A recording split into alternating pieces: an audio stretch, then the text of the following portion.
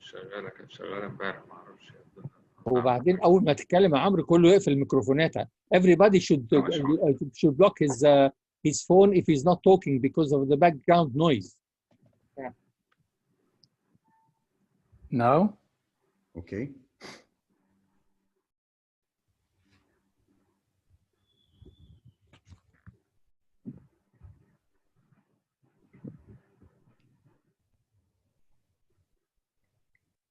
Shall we start, May?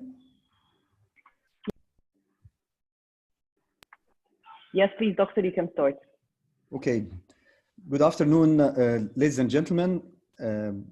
It's really a great pleasure to join you in this webinar about ovarian stimulation and update.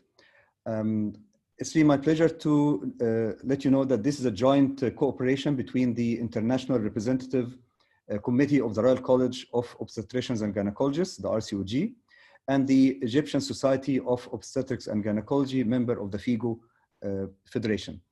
I would like to welcome our distinguished speakers. We have speakers today from Greece, from Montenegro, and also from the UK and from Egypt. So thank you really for taking the time to join us in this presentation. Some points actually to talk about first. There will be 4 presentations. At the end of each presentation, there will be 1 or 2 questions, except the second presentation will allow a little bit more questions. And some of the questions, please write your question in the Q&A section, not in the chat. The chat, if you have technical problem, you can write on the chat section, but for any question, we'll answer only the questions on the Q&A. And some of the speakers may answer directly in this section, the Q&A. At the end of the presentation, there will be actually questions for all the speakers. And I would like you to start welcoming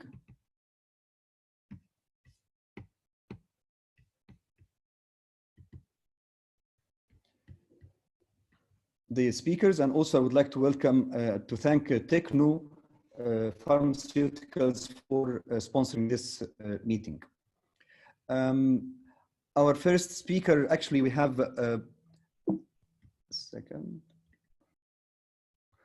Dr. Tariq Gilbaya.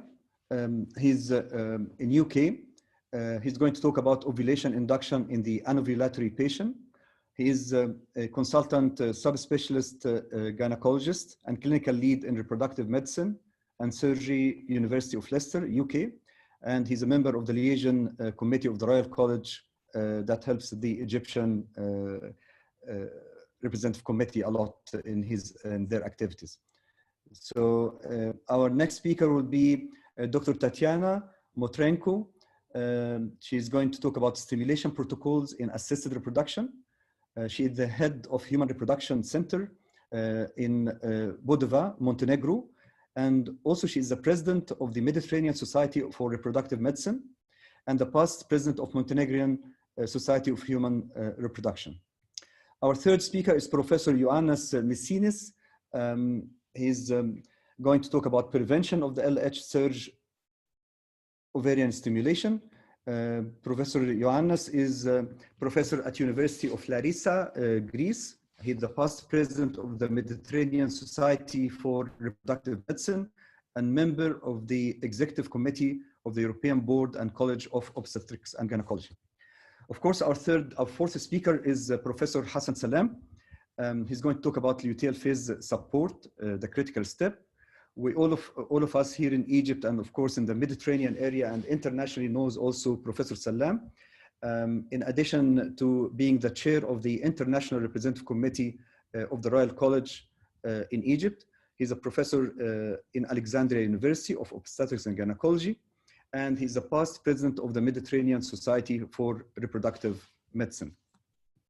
Now, actually, I'm going to give the floor to Dr. Hassan Salam, who is going to give a quick words about the International Representative Committee, and this will be followed by Professor Ahmed Rami, who is going to talk also about the Egyptian Society of Gynecology and Obstetrics. Professor Salam.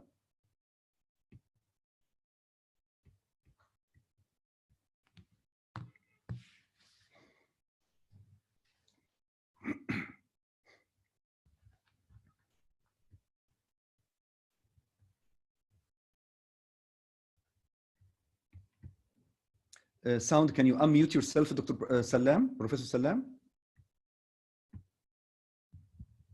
Can you unmute Professor Salam, your sound, your voice?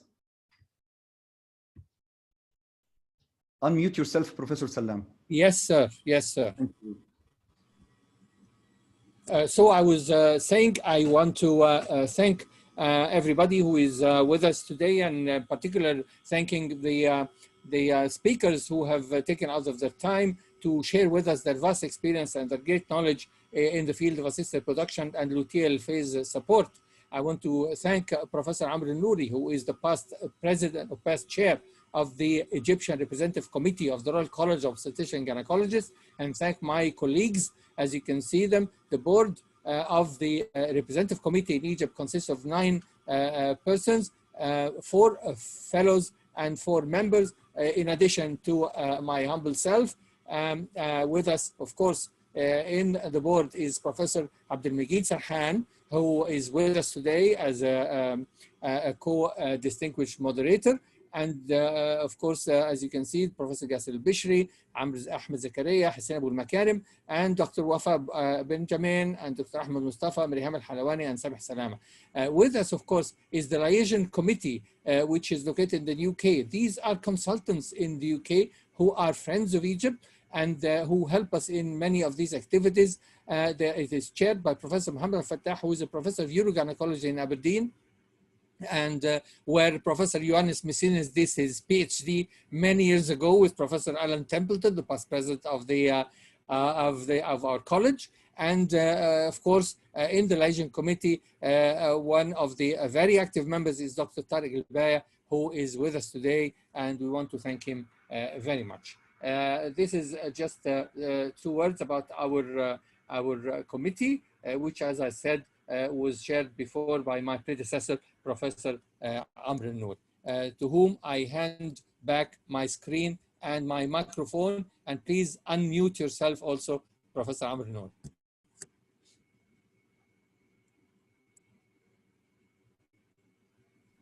Thank you, Professor Salam.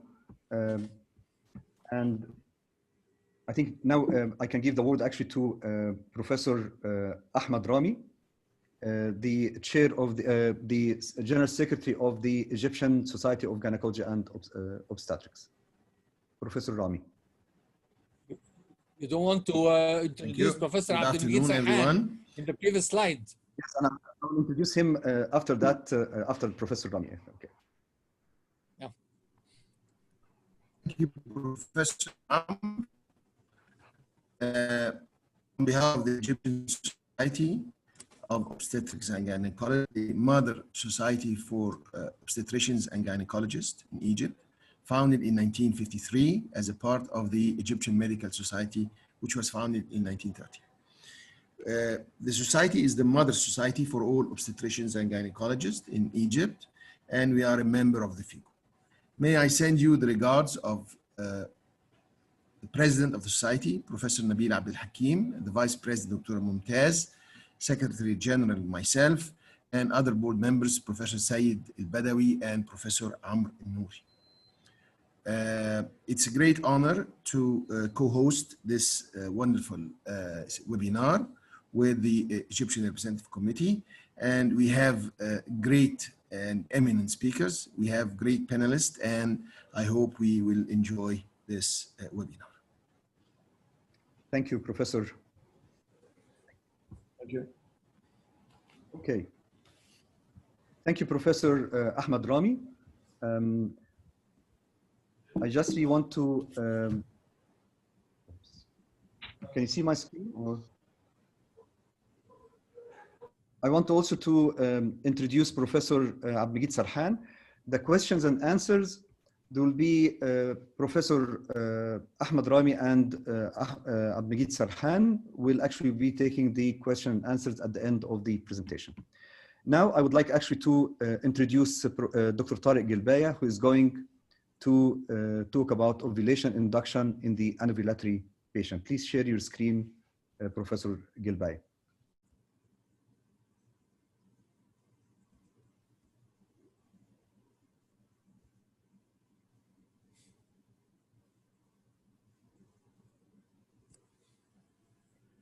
We have around 1,200 registrations so far, and already joined us nearly 500 participants. So I think this is a good number. I hope that all of you enjoy the presentations. Thank you. Can you unmute yourself, Professor Tariq?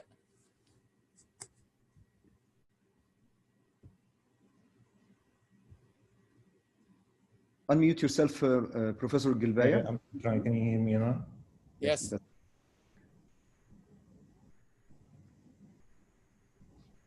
Thank you very much, Professor Amranoui, and many thanks to Professor Hassan Salam and all my colleagues in Egypt. And thanks for the organizers and the moderator of this webinar, which I hope will be very successful today. So I'm talking about ovulation induction in anovulatory patients. I have nothing to declare. And this is the overview of my talk. As you can see, talking about definition of ovulation induction and basically mentioning different types of ovulatory disorders and how can we manage them. So it's very simple to define ovulation induction. It is a stimulation of ovulation by medications who do not, in women who do not ovulate, or for those who do not ovulate on a regular basis, with no other cause of infertility, obviously. We can also do ovulation induction in conjunction with IUI, which we call stimulated IUI. However, as you know that for stimulated IUI, sometimes we do it for women with unexplained infertility, which is beyond the talk of today. Obviously, this should be differentiated from controlled ovarian hyperstimulation, which is used for IVF. I'm not going to talk about laparoscopic ovarian diathermy in this talk. So ovulation disorders, talking about anovulation or oligoovulation, they are both responsible for about 21% of female infertility. As we all know, the WHO classified ovulatory disorders into 3 groups. Number 1 is the hypogonadotrophic hypogonadism, which I think is responsible probably less than 10% of cases. The main group, which will be the main talk today, is the normogonadotrophic, which constitute about 85%. So that's mainly the women with polycystic ovary syndrome. And the third group is the hypergonadotrophic hypogonadism. Basically, we're talking here about ovarian insufficiency, premature ovarian insufficiency, or women with low ovarian reserve. So ovulation induction is useful for group 1 and 2, but it's not useful at all for group 3, because these women, the problem is that they don't have enough oocytes or follicles, so ovulation induction will not help them. So talking about management, we don't want to forget that it's very, very important to take a detailed history from both partners. Also, examination of both partners is important. Remember to ask about the history of the pap smear for women and take vaginal and endocervical swabs for chlamydia and gonorrhea before starting treatment. And preliminary investigations, I think we all know that we need to check the man first, do a semen analysis before start even doing investigations for women, make sure semen is normal. And afterward, you can start investigating the female partner. I normally do pelvic ultrasound scan first, and I take this opportunity to check the antral follicle count, which will also give us a guide on whether the women have polycystic ovarian morphology or not. The second thing is the hormone profile, and I'll mention the test that we need to request for women. We also sometimes need to do other investigations, as for example, the MRI pituitary gland in case of hyperprolactinemia. And after finding out what's going on and what is the cause of anovulation, And if we are planning to go ahead with ovulation induction, we need to check tubal patency, of course, by hysterosalpingography or hypocauly or laparoscopy.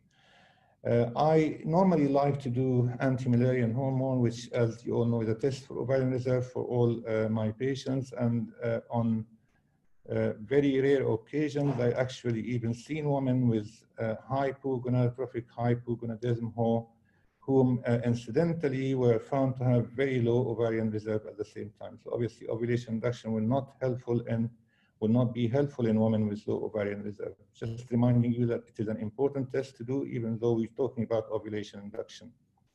The second important test is to check day 2 to day 4 serum FSH, LH, and estradiol, which is the most important and most helpful test in making up the diagnosis. And the third one is to rule out other causes of anovulation or oligoovulation. So you need to check the prolactin, the thyroid function test, and obviously the serum testosterone. And in cases of, if there is evidence of hyperandrogenemia, you may need to do some other test to check other androgens and also the 17-hydroxyprogesterone. If you have any concern that a woman may have Cushing disease, you need to start thinking about doing free urine cortisol or morning cortisol and discuss it with one of your endocrinologist colleagues. So first, we just briefly talk about hypogonadotrophic hypogonadism. These women usually present with primary or secondary amenorrhea. Typically, they have negative progesterone withdrawal bleeding.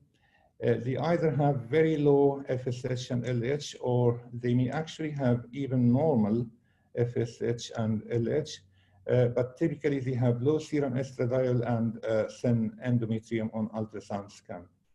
It's important to emphasize that these cases need to be managed in a joint reproductive endocrine clinic, and some of them may have already been seen by endocrinologists, and all the investigations have previously been done, and the endocrinologist will probably refer them to you if they want to conceive. Some of these women, obviously, they have weight loss amenorrhea due to conditions like anorexia nervosa or bulimia, and therefore weight management is a very important aspect of managing these women. In our institute, we don't usually start ovulation induction unless one have a normal BMI between 19 and 30. That might be a challenging task. You might need to refer these women to see a psychologist. You might need to refer them to a dietitian. And on the rare occasions, we have accepted someone with a BMI of 18.5 or near 19.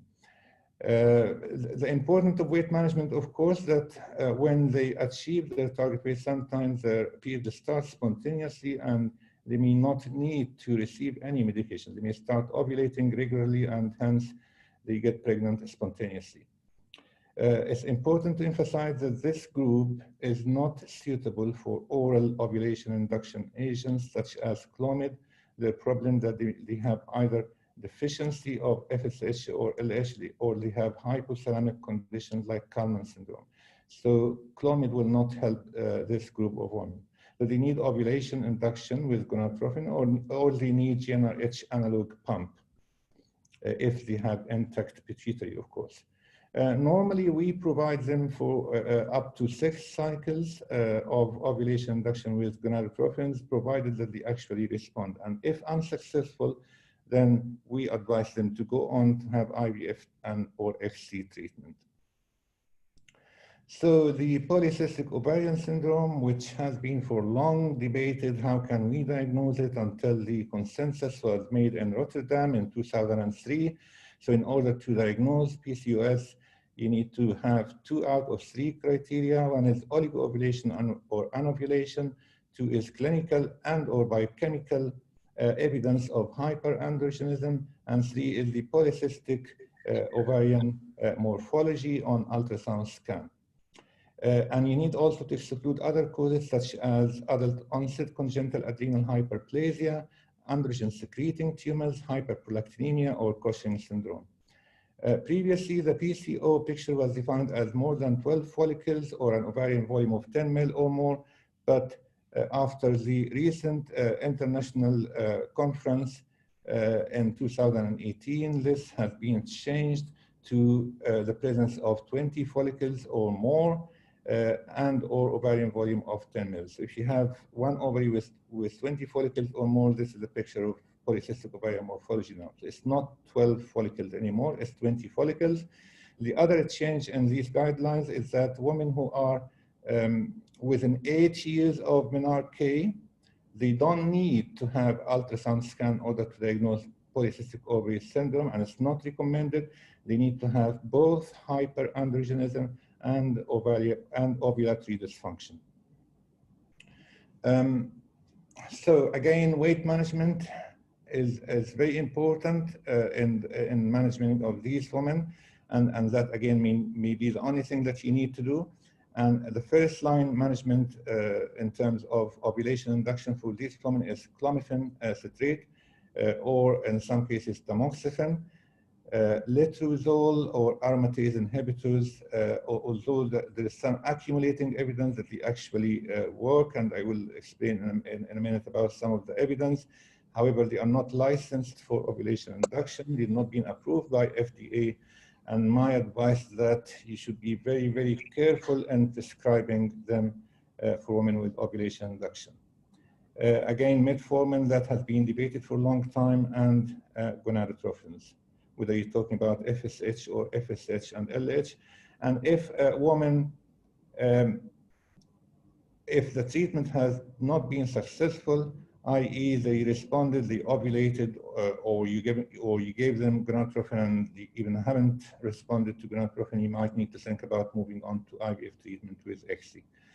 Clomiphene citrate has been in use for a long time, almost 40 years. It is one of the selective estrogen receptor modulator, which means that it has estrogenic and anti-estrogenic effect. Obviously, it blocks the estrogen receptors at the level of the hypothalamus and pituitary gland, leading to increased secretion of FSH. The dose is usually 50 milligram a day, and if not responding, you can increase the dose to 100, then 150 milligram, starting from the second to the 6th day of the cycle. Most women ovulate with a dose of either 50 or 100 milligram, and if they don't, rarely they ovulate to 150 milligram. And the majority of women who are responding to treatment or who are going to get pregnant will get pregnant in the first 3 to 4 cycles. It is obviously relatively safe, cheap. The drawback of Clomid is that it can sometimes cause some negative changes in the endometrium and cervical mucus. You may have come across some patients when you have thin endometrium on ultrasound scan, but the significance of this is not clear, because we've all seen this even in women having IVF treatment. Sometimes we come across women with thin endometrium and we don't know what to do with them. And actually, my experience that I have seen women who have thin endometrium on ultrasound scan with Clomid, and yet they got pregnancy and the pregnancy continued uneventfully. The other problem with Clomid is that, remember that Clomid has a long half-life from 5 to 7 days, and half-life means that 50% of Clomid is eliminated from circulation in 5 to 7 days. That might sometimes lead to multifollicular development, and hence it is recommended to do an ultrasound scan for follicle tracking at least in the first Clomid cycle. We're obviously all aware of a publication that had showed some link with clomiphene taking for longer than 12 months and ovarian cancer. And following this publication, the Committee on Safety and Medicine in UK has recommended that Clomid shouldn't be given for more than 6 months or 6 cycles. The ovulation rate with Clomid is actually very good. And my own experience that it leads to ovulation in over 85% of cases. The pregnancy rate is again very good. We're talking about 40 to 50%, with cumulative pregnancy rate over 6 months of about 67%, and twin rate ranging between 6 to 11%. However, if you monitor the growth of the follicle with ultrasound scan, I do believe the twin rate would be much lower than that. Tamoxifen is again another SERM, selective estrogen receptor modulator. It does not have negative effect on the endometrium, so I have occasionally used it in women with very thin endometrium with Clomid. Actually, it has a positive effect on the endometrium. It again have a long half-life, like Clomid 5 to 7 days. It's used as in breast cancer patients because of its anti-estrogenic effect on the breast cancer cells. And it is actually licensed for ovulation induction, in contrast to letrozole. The dose of tamoxifen usually between 20 to 40 milligram, and rarely you need to increase the dose to 80 milligram. If you read the BNF book, the book for drugs and formula in UK, it advises you to take it from day 2 to day 5. However, most people prescribe it from day 2 to 6 like Clomid. Now, aromatase inhibitors, the name obviously is quite clear that these compounds inhibit the aromatase enzyme, which converts androgen into estrogen. That will lead to increase in the serum FSH and therefore stimulation of follicles, but will also increase the ovarian androgen stroma, and that will also help in increased sensitivity to the FSH. They are used mainly for treatment of breast cancer in postmenopausal women. They have short half-life, which is about 48 hours, and therefore if you use them for ovulation induction, they have fewer side effects in terms of the negative effect on the endometrium and the less multifollicular development. If you're gonna use it, remember you are using it without license, that's off-label, which the implication of this can be quite serious.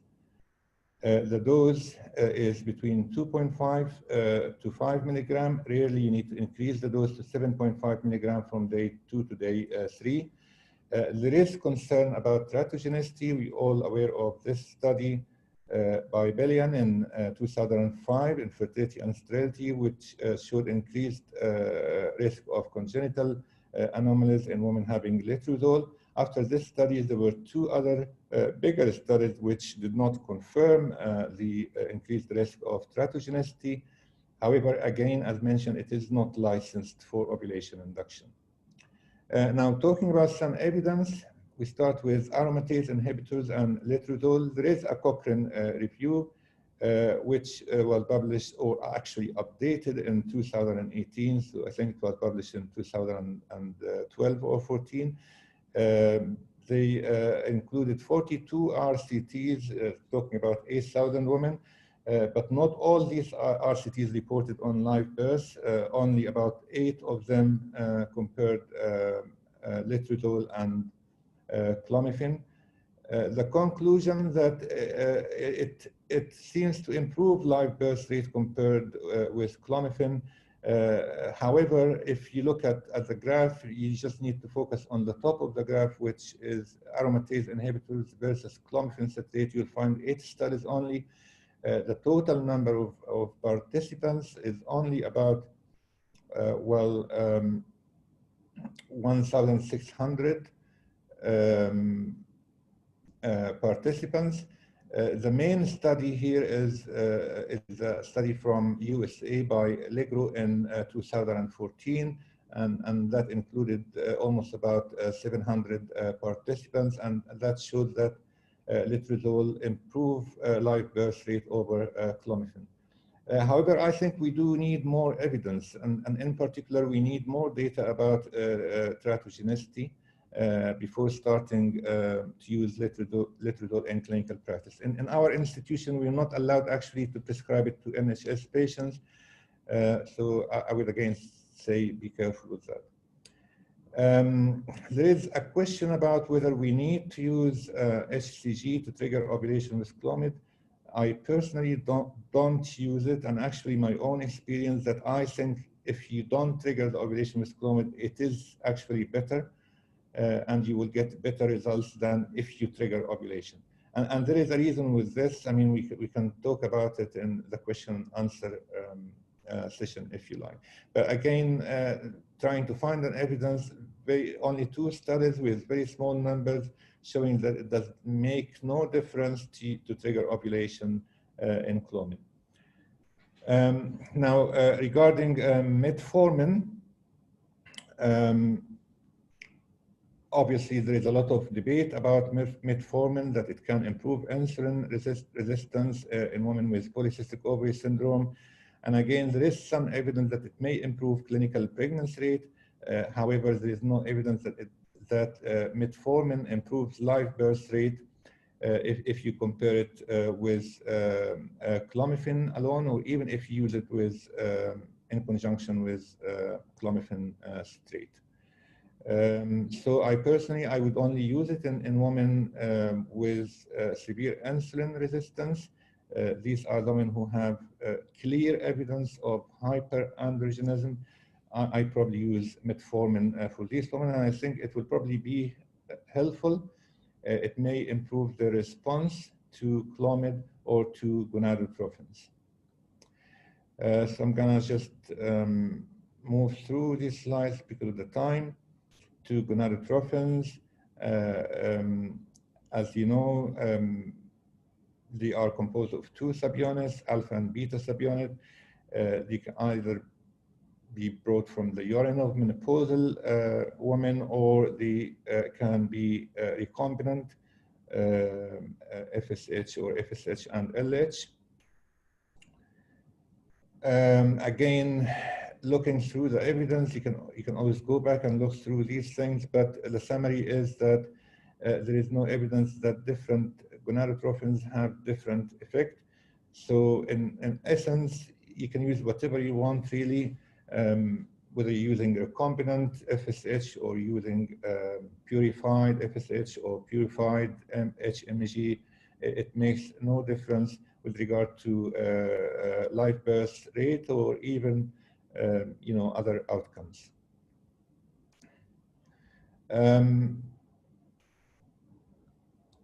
That was again the use of metformin and gonadotropins as mentioned before. So I just want to briefly talk about some protocols. There are many protocols for ovulation induction with gonadotropins.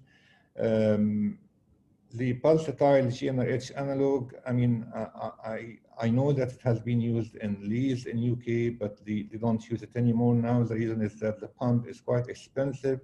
I mean, I haven't even found one online to buy, but you can find the insulin pump, which is about 3,000 sterling pound. So I guess the price for the GnRH analog pump will probably be the same. This is the dose if you want to use it. I guess that most people now, they just use gonadotropins. Obviously, if you use a GnRH analog pump, you need to have intact pituitary gland. It is reported that it's very successful in terms of ovulation and clinical pregnancy rate. So the main protocol here for ovulation induction, the one that I actually use in my unit, is the low dose step up protocol, which is quite safe. The aim of this protocol is to have monofollicular development and to avoid the risk of multiple pregnancy and ovarian hyperstimulation syndrome. You need to monitor the patients in an IVF unit with ultrasound scans, and I would even recommend serum estradiol. I normally commence gonadotropin on day 2 to 4 of the period or after withdrawal bleeding, and I normally start with a very small dose between 37.5 to 50 international unit, giving them either FSH only, like in women with polycystic ovary syndrome, or if they have hypogonadotrophic hypogonadism, you need to give them both FSH and LH.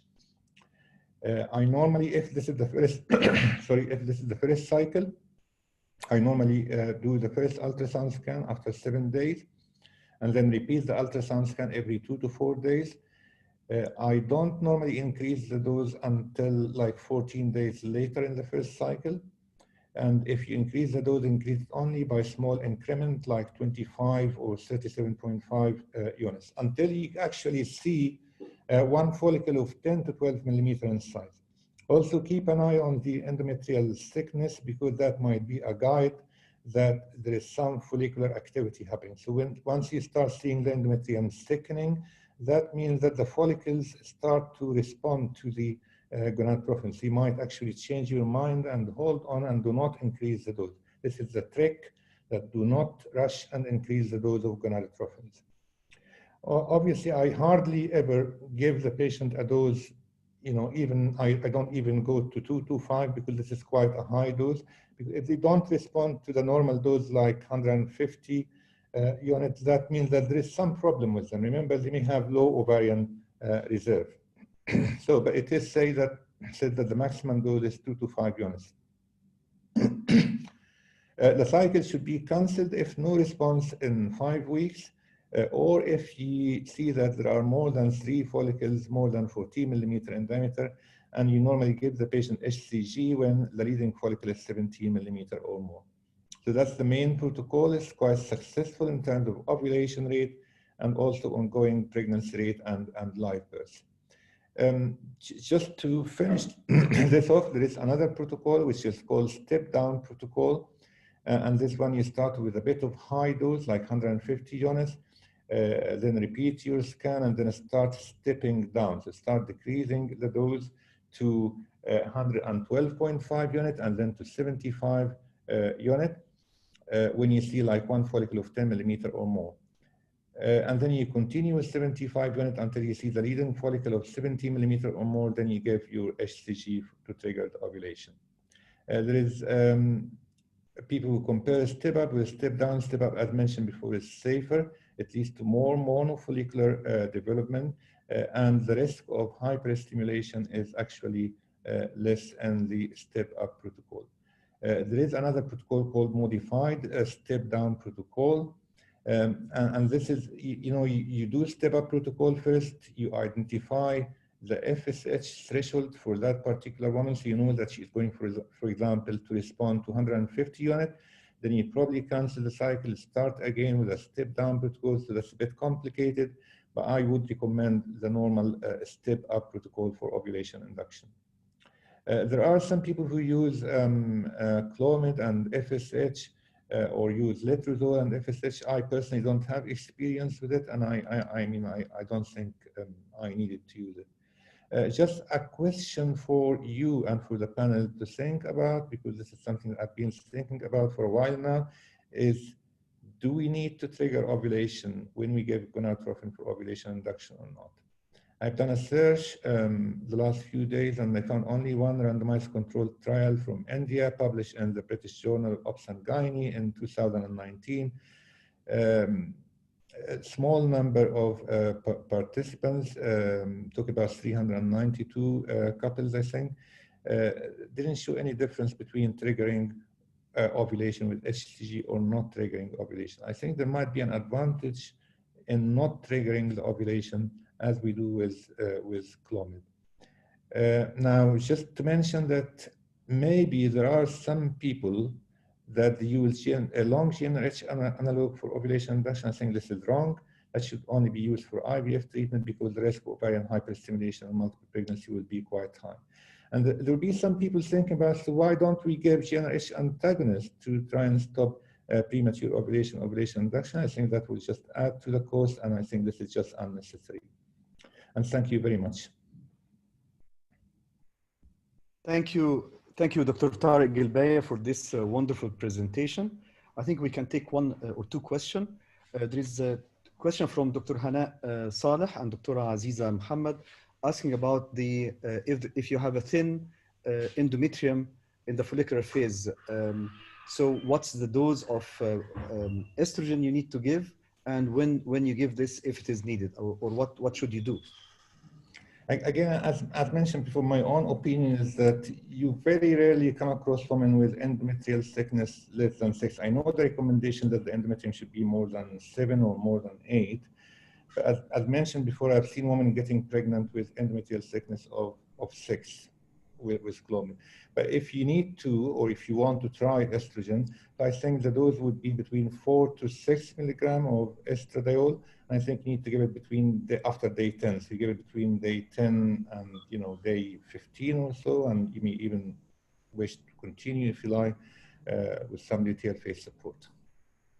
Okay, there's a question from Dr. Rasha Muhammad and Dr. Asma Fazaza, and both are really concerned about or asking about the risk of ovulation induction with ovarian malignancy or borderline tumor. and what's the most updated view about this?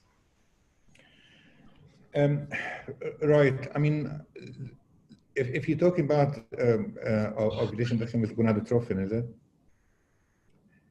If you in women who are having ovulation induction with gonadotrophin, usually the majority of these women, they don't take this treatment for a long time. So they take this treatment for 6 months or so. However, if you look at the evidence is actually not very clear about increased risk of ovarian cancer. There are some people suggesting, yes, there is increased risk in epithelial ovarian tumors and borderline tumors. I'm not actually quite sure because myself, or you can say in my clinical practice, I mean, we hardly ever give ovulation induction for more than 6 months anyway. But we do warn women about possible association between ovarian cancer, even women having IVF treatment. But I cannot tell you about how big is the risk. I think it's probably slightly higher than women who don't take, you know, gonadotropins. This is my answer. Last one from Dr. Valerie Charles. She's saying that you are saying about 6 months of clomiphene citrate.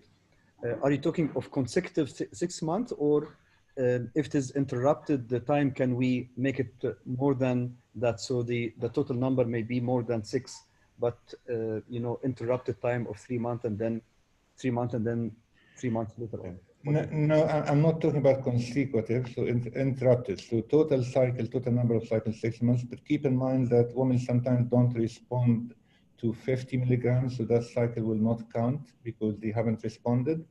So you might need to increase the dose to 100. And then if they responded, if they ovulate, I mean, then you start counting. So whether you talk about consecutive cycles or interrupted cycles with breaks or gaps in between, you shouldn't be giving it for more than 6 cycles.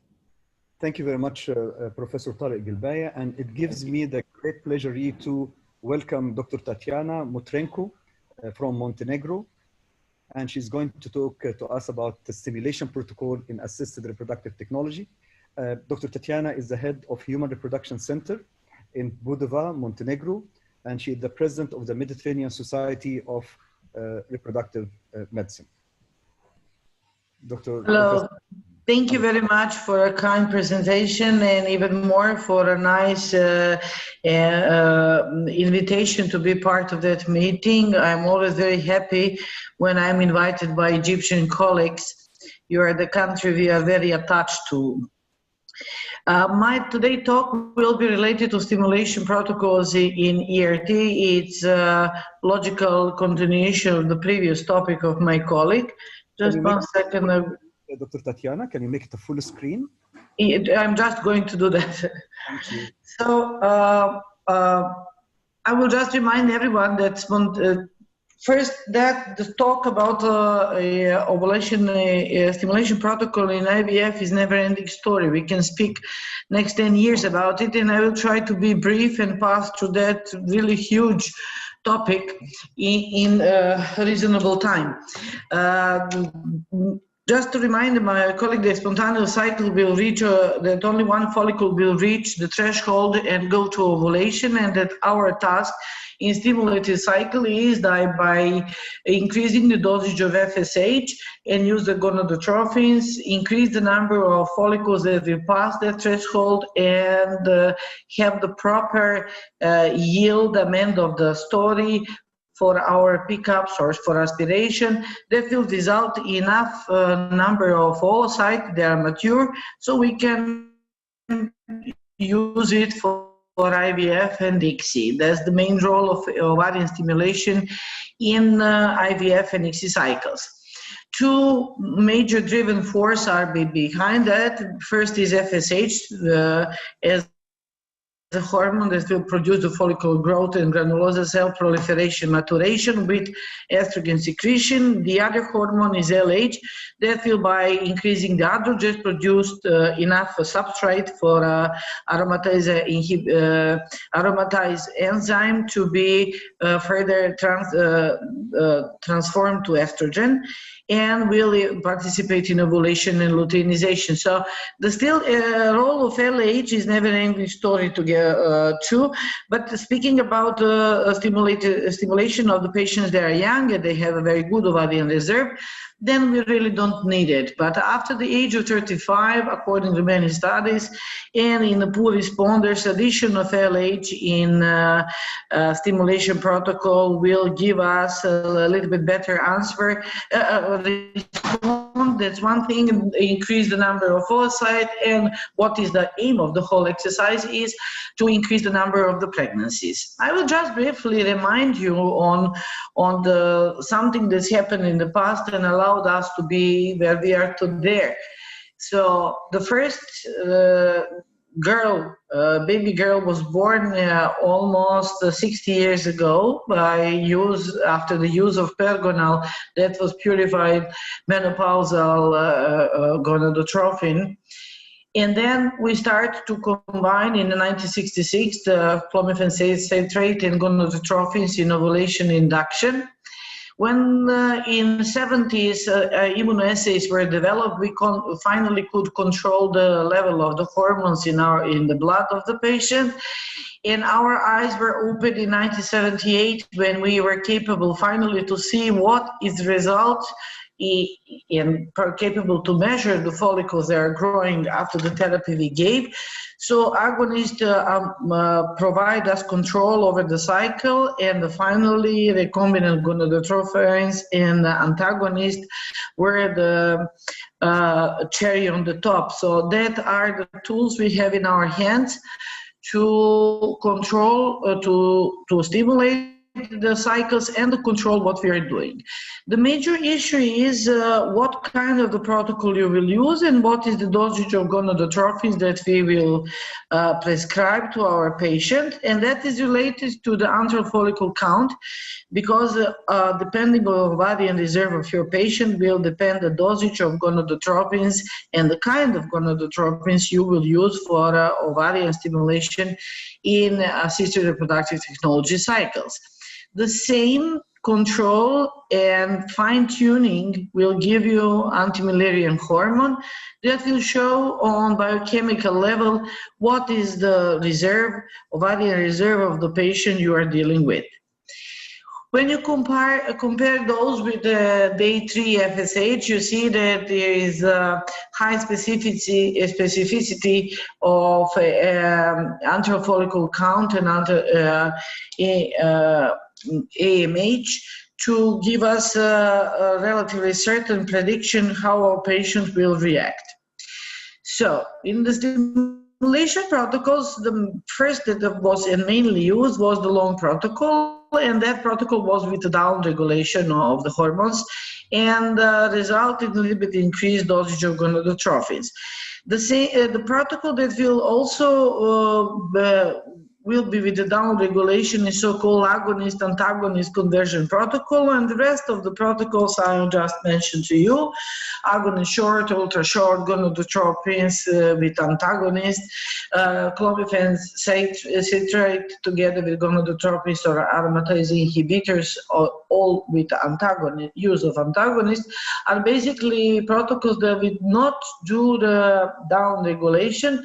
They will use the basic secretion of our gonadotrophins, and then with additional gonadotrophins that we will give to the patient will increase a little bit response and reduce the level of gonadotrophins we will use for ovarian stimulation.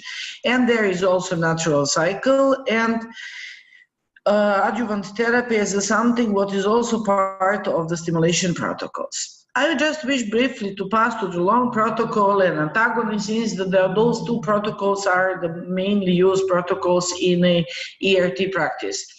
So with the long protocol, we start with agonist, GnRH agonist application with idea to diminish the secretion from pituitary gland.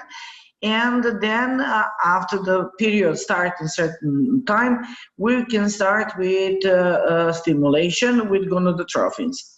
The agonist protocol has some advantage basically related to the good control of LH surge. Then It is not affected by pre-scheduling of the whole cycle with contraceptive pills. It is much easier for any IVF center to schedule amount of the work and workload with a long protocol, and it is it's more, let's say, movable. You can change one to another day without jeopardize results of your IVF cycle, number of oocyte, or results measured in the clinical pregnancy rate. What is also characteristic that in the beginning you will have a flare-up effect because the agonist use will first rise up gonadotropins and then will diminish the level in the blood. That's why it's wise to give them in luteal phase of the cycle, or to pre-schedule patient and pre-treat the patient with oral contraceptives, so then the flare-up effect will not produce any cyst. If you don't do it, there is a chance between 7 and 10%, if you start, for example, from the first day of the cycle, that your patient can develop retentional cyst producing estrogen, and you have to cancel a pre-scheduled cycle. And what is the bad side of the long agonist protocol? That is the fact that you will increase the level of gonadotropins you have to use. And in those days when everything, incomes are going down, the rise up of the cost for a patient is a serious matter. On the other hand, you will increase the number of the injection that the patient should receive, and that is something that will make discomfort of the patient greater when you compare with antagonists, when you don't have to inject it so long, because the cycle will start when the patient gets a period. On the second day, usually we start with the gonadotropin stimulation. Depending on the clinic, usually is to measure the level of the hormones, and according to the hormones, and ovarian reserve to define the dosage of gonadotropins that will be given for a stimulation. And then we have two kinds of the protocols. One is a fixed one, meaning that on the 6th day of the stimulation, we will start with use of GnRH antagonist. And the other one is a flexible one, when we first wait to measure by ultrasound. When the first follicle reach the size of 14, then we will start to apply a GnRH antagonist. What is the advantage of the protocol? It's advantage that you diminish discomfort for a patient. You reduce the cost by reducing the dosage of antagonist that will be used. But the scheduling of the cycle is a little bit difficult, and the other story is that the synchronization of the growth of the follicles is not so good like in long protocol.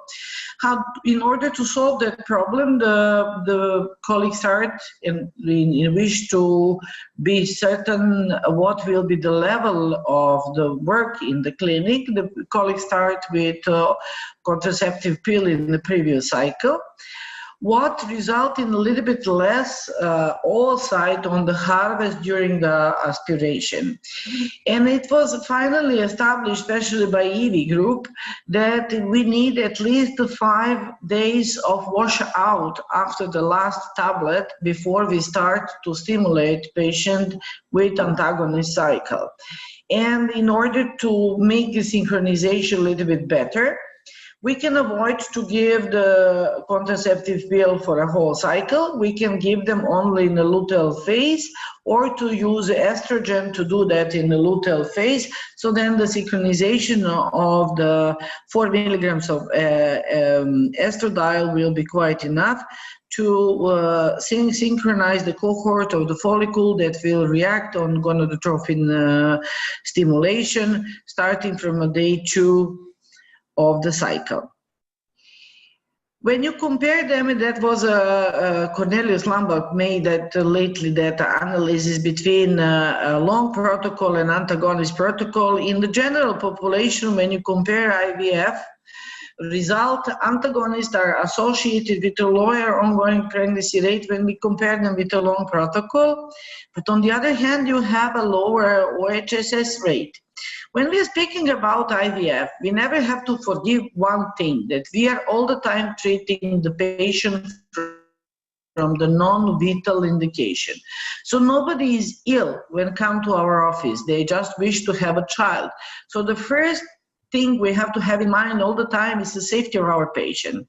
So antagonist will provide us better control of the cycle, meaning that when you do this, when you have to give the stop injection and the HCG is connected with ovarian hyperstimulation syndrome, then you can use it agonist, GnRH agonist instead of HCG for a stop injection, and then avoid ovarian hyperstimulation syndrome, go to freeze-all option, and almost be sure that you will have OHSS free clinic. What exactly is not the case, because some work coming from Human Fatemi proving that even you are doing so in the patient with severe PCOS, it's really, really difficult not to have at least early type of OHSS.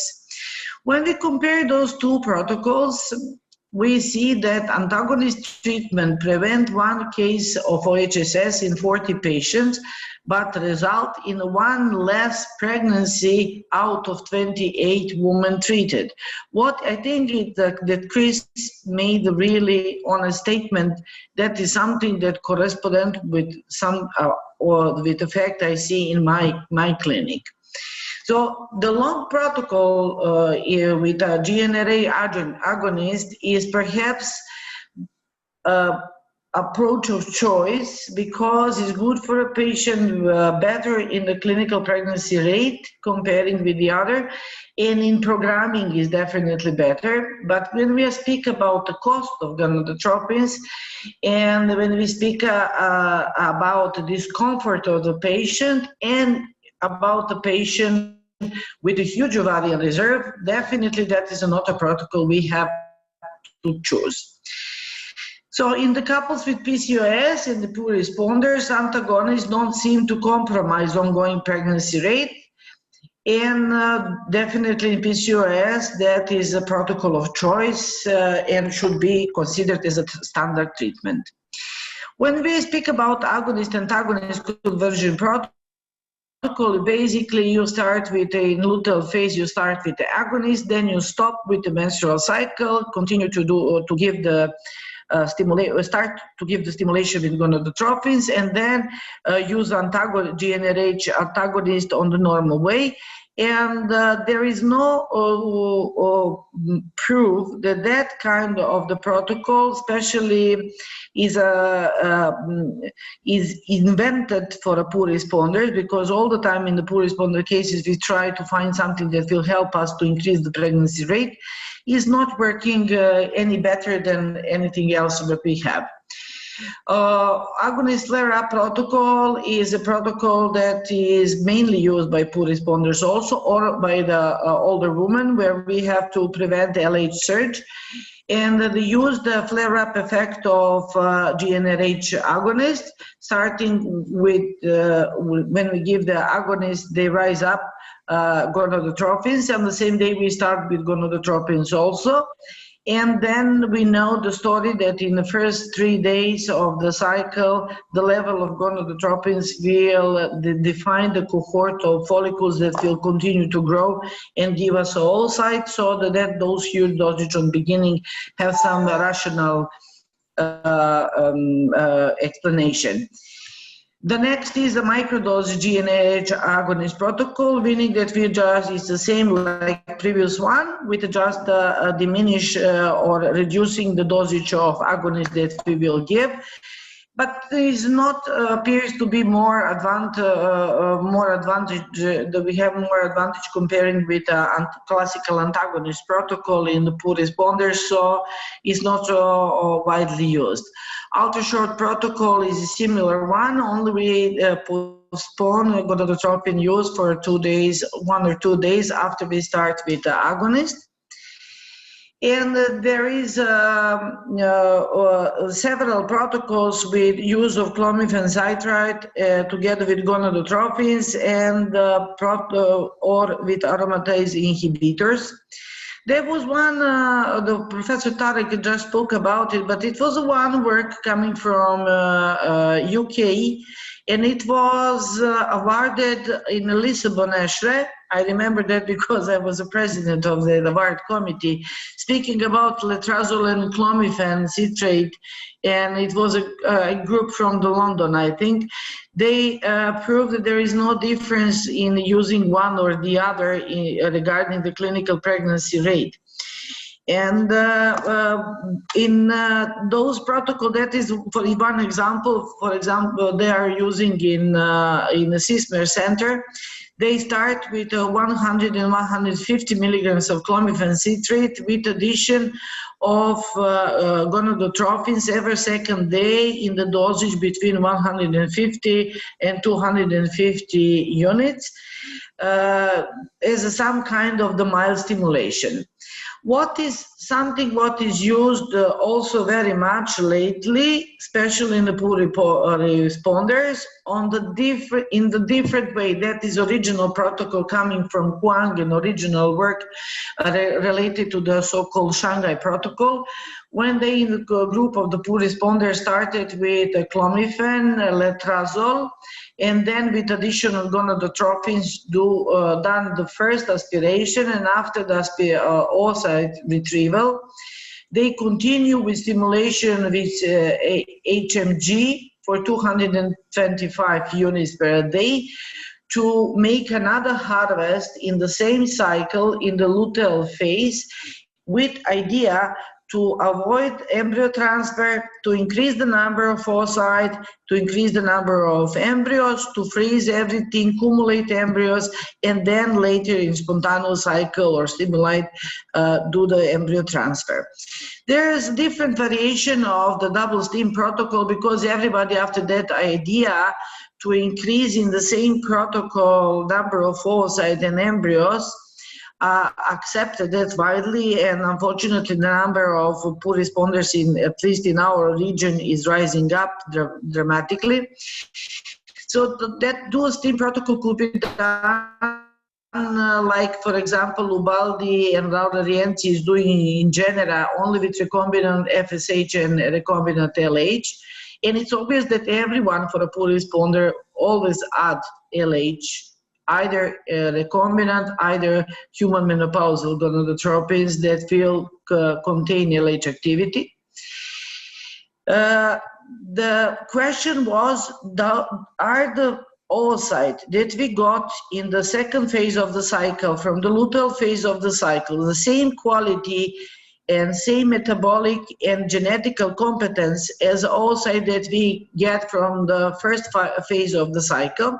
And that was the reason why the Genera made double stim analysis of all characteristics related to the oocyte, starting from quality, fertilization rate, blastocyst rate, and euploid rate. Because there is a practice in Genera, they do not transfer anything apart of the blastocyst, and they always do the PGT, prenatal genetic testing. So they had enough material to do that, and as you can see, there is no difference in fertilization rate between the oocyte collected in the follicular phase and oocyte collected in the luteal phase.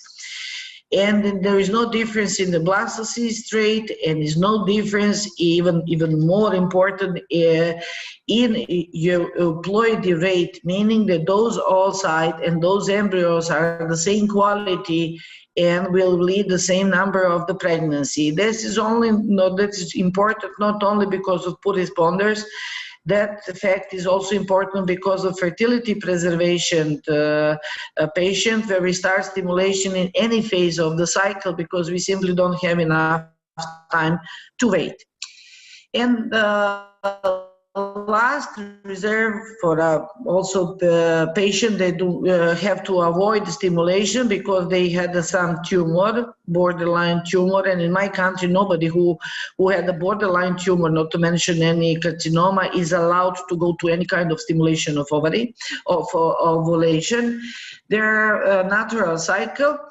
And the only problem with the natural cycle or modified natural cycle, when we have a follicle that will reach 14, 15 odd GnRH antagonist and gonadotrophins in the dosage between 150 to 225, but usually is 150, is that in almost half of the case you will not get the oocyte or embryo. So you will have half of the patient without embryo transfer. But when you compare stimulate cycle, for example, in the poor responders, and with the natural cycle, you will see that the pregnancy rate is much higher in the natural cycle. The only trouble is that, at least in the south of Europe, we always have a very impatient patients. They wish everything now and yesterday, not tomorrow. So when you have to repeat so many times something what is acceptable for people from the East is not so acceptable for our people.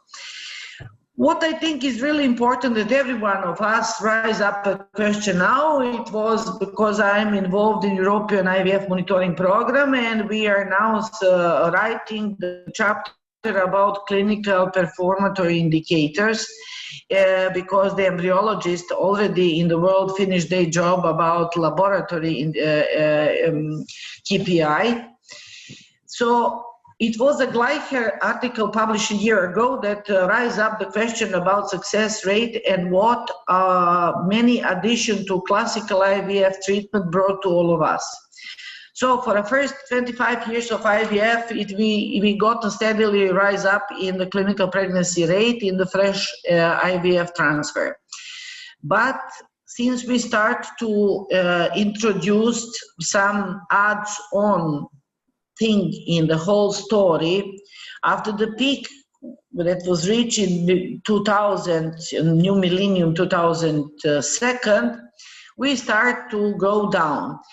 And it's also related to the ownership because previously only the doctors were asked what they will do. And we got a lot of private center and the governmental center. Now we have a lot of investor-driven industry in the IVF. So with introduction of mild stimulation, single embryo, elective single embryo transfer, PGT for everyone without any reason, with story about embryo banking, the extension of embryo culture, freeze-all for the last 2 years, that was result published, and that is from the SART. If you can see in 1995, it was a little bit about 15%. The last result for 2016 in the States showed that they are going back to 22%. If we count a clinical pregnancy rate for a fresh embryo transfer, with consequences that we increased IVF costs, that we reduced live birth rate in the fresh cycle because of freeze-all practice. We extended to our patient time to pregnancy, and we rise up disappointment and unsatisfaction of our patient. Those are the data for 2017 for Europe. It's the same. It's like you see in the mirror, and it's any re-register in the world. So those are new identified additions that result in diminished clinical pregnancy rate and live birth rate in the fresh IVF cycles. So when we speak that there are the data coming from European countries, we clearly can see that the number of our treatments is rising up. We are more than 500,000 cycles per 1 year, 2017. And we rise up tremendously in PGD or PGT, however you call it. But we also rise up in frozen embryo transfer. That's because we have a shifting from the fresh cycle to freeze-all cycle. And it's a time that we rise up the question, everyone has to go to freeze-all or not? Is that financially, medically proven that that is really better for everyone? And you can see from that slide that frozen embryo transfer is rising, as well as ICSI, also without any reason. And the IVF and ICSI pregnancy rate are going down steadily for every year. So in the conclusion, we have to have in mind all the time what is the fertility etiology and ovarian reserve of our patient that will help us to choose the proper protocol. I am someone who still advocates the patient-tailored therapy. Not everyone needs to wear the shoes of the same size. And I don't believe that one protocol fits for all. And whatever we are doing, we have first to think about patient benefits. And thank you for your attention. Thank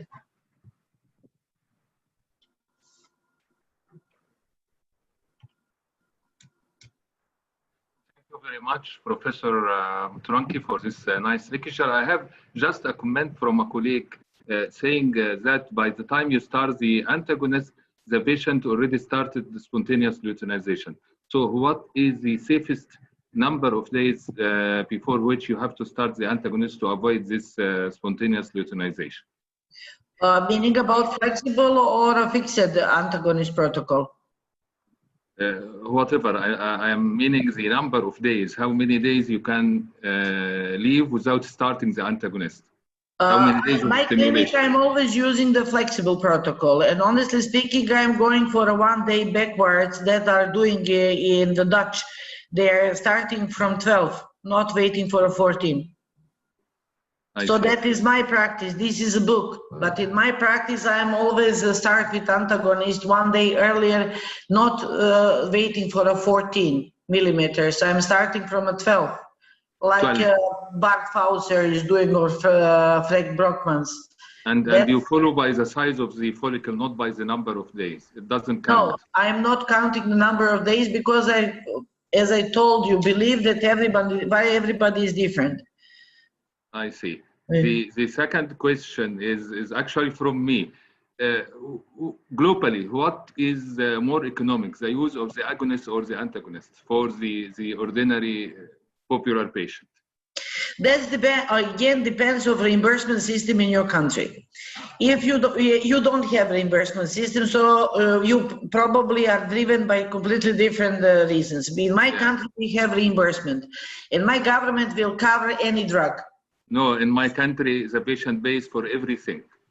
So that is the difference that I told you. That is the difference in the practice, because for example, in Italy, you can go to your doctor, he will prescribe you 10,000 units of gonadotropins and nobody will ask you how you use it. So you have influence on the medicine driven by the healthcare system in certain countries.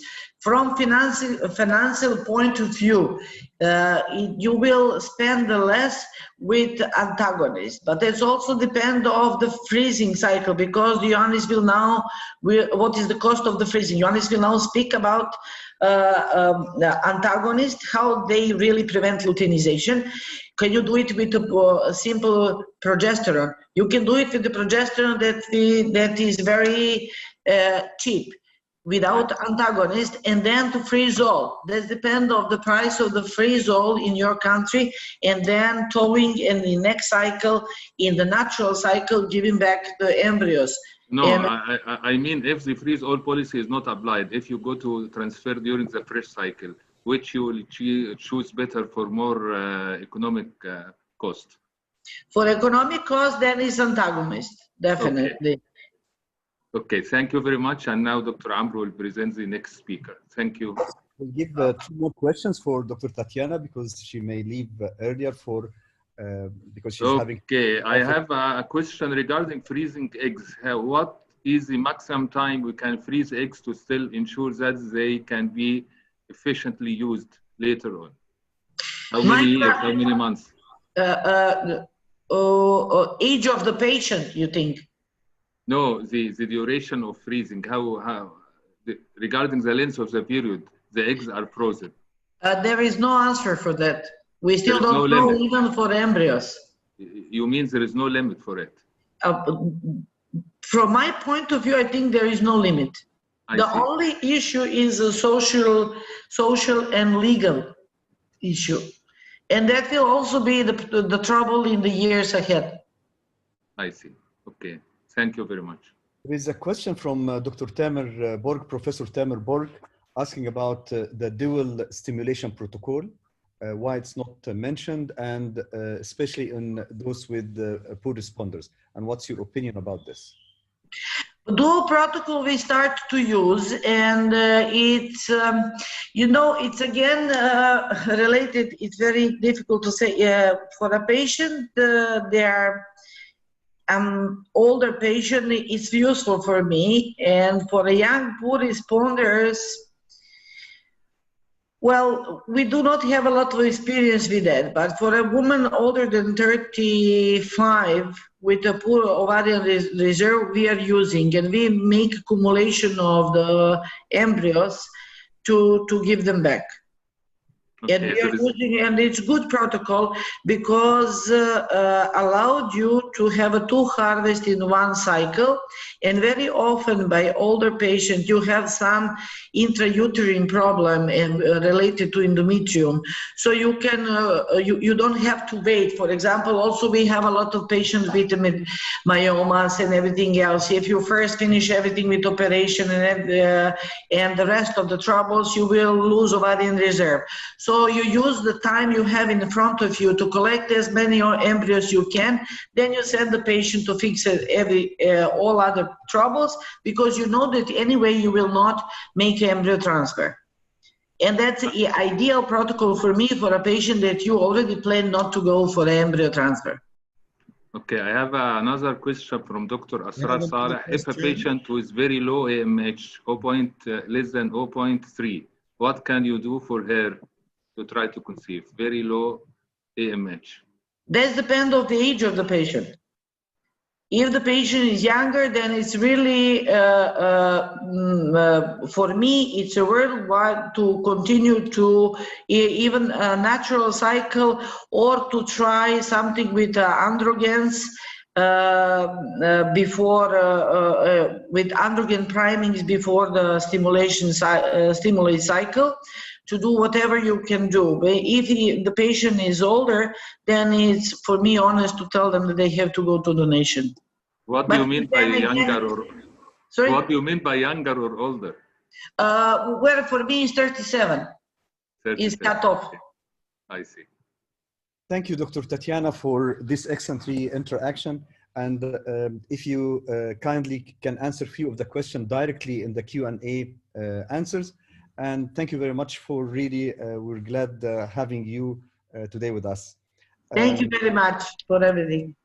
Okay, our next speaker is Professor Ioannis Messinis. He's professor of obstetrics and gynecology and in Larissa University in Greece. And he's in the executive board of the ERC-RCOG, the European Board of Colleges of Obstetrics and Gynecology. And also he is in the Mediterranean Society of Reproductive Medicine. So Professor Ioannis. Well, thank you very much, Amr, for the introduction. I would like to thank very much Hassan for inviting me to participate in this webinar about the prevention of the late surge during ovarian stimulation. Okay. First of all, I have nothing to disclose in terms of conflicts of interest. This is the outline of my talk, very briefly discussing the principles of ovarian stimulation. I'm not going to the protocols. About the GnRH analogs, the current use, whether we can in fact go for freeze-all cycles without antagonists, and what other ways we have to block the late surge. We know, of course, that when we inject FSH, we open the FSH, widen the FSH window in a way that we can recruit and select many follicles, so that this multiple follicular development has an impact with many endocrine changes that take place. And the most prominent endocrine change is a rise in estradiol concentrations, but also there is a rise in inhibin concentrations. This inhibin bioactivity, but also inhibin A and inhibin B can increase. And also there is a rise in the what we have named gonadotrophin surge attenuating factor. This is a factor that attenuates the endogenous LH surge in superovulated women. And this is the bioactivity that is increased in IVF as compared to spontaneous cycles. So the combination of all of these endocrine changes is the suppression of LH and FSH secretion from the pituitary, and the blockage of the positive feedback with the endogenous LH surge being eliminated in a way that happens in about 80% of the cycles. In a percentage of about 20%, an LH surge may occur. It may occur on time in relation to the size of the leading follicle, but it may be premature, and it is always attenuated in these cases. Currently, the generates analogs are used to prevent the premature LH surge. They were introduced in 80s, the agonists, and in 90s, the antagonists. These are the two classical protocols that you already heard from Tatiana. And the data from the literature show that, in fact, the agonists are very effective in preventing the LH surge. Even a dose as low as 15 micrograms of triptorelin block the LH surge. And when the depot preparation is used, even a dose of 1.87 milligrams blocks the LH surge. This study from Netherlands and from Bologna. The situation with the antagonist is different. We heard that the antagonists start later than, in fact, sorry about it, start later than the FSH, usually day 6 of the treatment, or day 5 maybe. But this, in fact, has an impact because various or LH peaks have been reported from 8 to 28% based on the protocol. And also luteinization takes place, and this gives an answer to the question to Tatiana when to start the antagonist. You could start on day 1, but this may have an impact on the endometrium, possibly, of the treatment. In this study, we have shown a rate of 35% of LH peaks. You can see these LH peaks here, which were similar, 38% when we gave the antagonist every other day, which means that, in fact, the antagonists do not control properly the LH secretion during the ovarian stimulation. And this possibly is related to the inability, at least this antagonist ganirelix that we used in this study, to block the positive feedback effect of estradiol. You can see we induced an endogenous LH surge with exogenous estrogen, and the addition of the antagonist did not have any effect. The LH surge occurred. And also this study from Lübeck that has shown that following treatment with FSH, the first dose of the antagonist was given on day 6.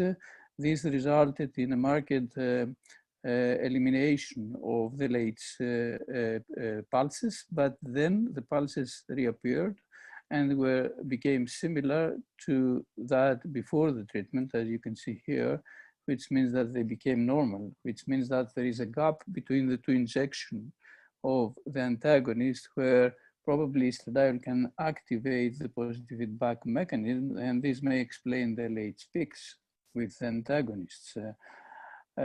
Also, what is important in this study is that, as you can see, LH was suppressed before the onset of treatment with antagonists, so 1.3 here. And this was due to the treatment with FSH, and the increase in estradiol is what I mentioned before about the negative feedback that is potentiated by estradiol. And this has been shown in other studies as well. As you can see, the cetrorelix is given here, day 6 of the treatment. Before that, there is suppression LH due to estradiol increase because of the stimulation by FSH. So it is not the antagonist that suppresses LH, and in fact, there's no further suppression of LH during treatment with the antagonist. And this has been confirmed in this study where we found when we treated patients, normal women with exogenous estradiol, LH suppressed, FSH was suppressed, and the administration of the antagonist did not have any further effect. So it is the estradiol that is important. And also most recently in this study that we published last year, we treated the patients with Ganirelix normal women, no FSH, spontaneous cycles, follicular phase, starting day 2 of the cycle with GnRH antagonist Ganirelix 0.25 milligrams per day. And we gave this antagonist until the day the late surge occurred in a previous cycle that was used as a control. And there was no difference in FSH levels. There was some decrease in LH compared to control, but there was no within group variability. Variation, so that there was no change in LH in fact, and steroidogenesis also was not affected, suggesting that the antagonists poorly control LH secretion even in normal cycles, as you can see. But despite these differences in the endocrinology between agonists and antagonists, according to this most recent meta-analysis by Alinani, there seems to be no difference in the clinical outcome between agonists and antagonists. The live birth rate is similar, so that is very important. And of course, this could be interpreted as indicating that either the agonists and the antagonists are equally effective in terms of clinical outcome, or that the antagonists are less effective, but their influence is enhanced by another substance, possibly the GNSAF that I mentioned before, or without either drug, probably there will be little impact on the clinical efficacy. If we consider the last possibility, the third possibility, with no agonists or antagonists, then the question would be whether in fact is there a need to use GnRH analogs in all stimulated cycles. And if we consider the fresh cycles, in order to give an answer to this question, we need more data about the incidence of the premature late surge without the analogs at all, agonists or antagonists. And also we need a cost-benefit analysis, which does not exist. Now, regarding the freeze-all cycles, the question, in fact, is whether it is possible to go for freeze-all cycles without GnRH antagonists. Certainly, the number of women belonging to this category increases gradually every day in clinical practice. And there are women belong to different groups. For example, those who are at high risk for ovarian hyperstimulation syndrome, those women who are in an oocyte donation program, those requesting fertility preservation, those having PGT, A or M, and those who choose to avoid fresh embryo transfer for any reason. So is it possible then to go for freeze-all cycles without antagonists? According to this study from Taiwan, this seems to be feasible. In fact, in a way that in this study, they did not use the antagonist in all cycles. They used the antagonist only in about 13% of the cycles when LH went above 6. But the blood sample was taken every second day. And in 87% of the cycle, they gave no antagonists. And when they froze all embryos and transferred them in a third cycle, they found similar live birth rate between those received the antagonist and those not receiving the antagonist. And certainly what matters is the luteinization. And in this study, particular study, there was an increase in progesterone, which means luteinization, but the increase was more in those cycles with the antagonist, not in those without the antagonist. So the antagonists, in fact, again, is confirmed that they do not control properly the LH. Certainly luteinization is important, but it seems, according to this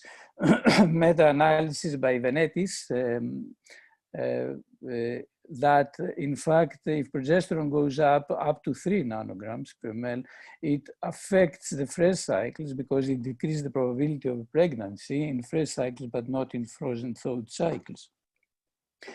But to define luteinization, we need a cutoff level because so far, in fact, there is not any cutoff level of progesterone that would say that this is luteinization. Is it 0.5? Is it 1, 2, or 3 nanograms per ml? So we have to, in fact, set a level for this definition for luteinization. If such a level could be set, then we could possibly start the treatment, the ovarian stimulation, even in fresh cycles with FSH only, and monitor the treatment by the daily measurement of progesterone. And if progesterone remains below the cutoff level, which means low luteinization, then we go for fresh embryo transfer. But if progesterone goes above this level, which means luteinization, then we continue, but we can go for freeze-all cycles. So luteinization matters, but only for the fresh cycles. Certainly the antagonists in that way are not needed. Also the agonists are not needed in that way. But the agonists are needed, in fact, and are needed to trigger final oocyte maturation, as you know, because they decrease markedly the ovarian hyperstimulation syndrome, as we know, and therefore this is the only certain indication for the GnRH analogs, GnRH agonist triggering of final oocyte or follicle maturation. Are there any other ways to block the late surge? Certainly there are.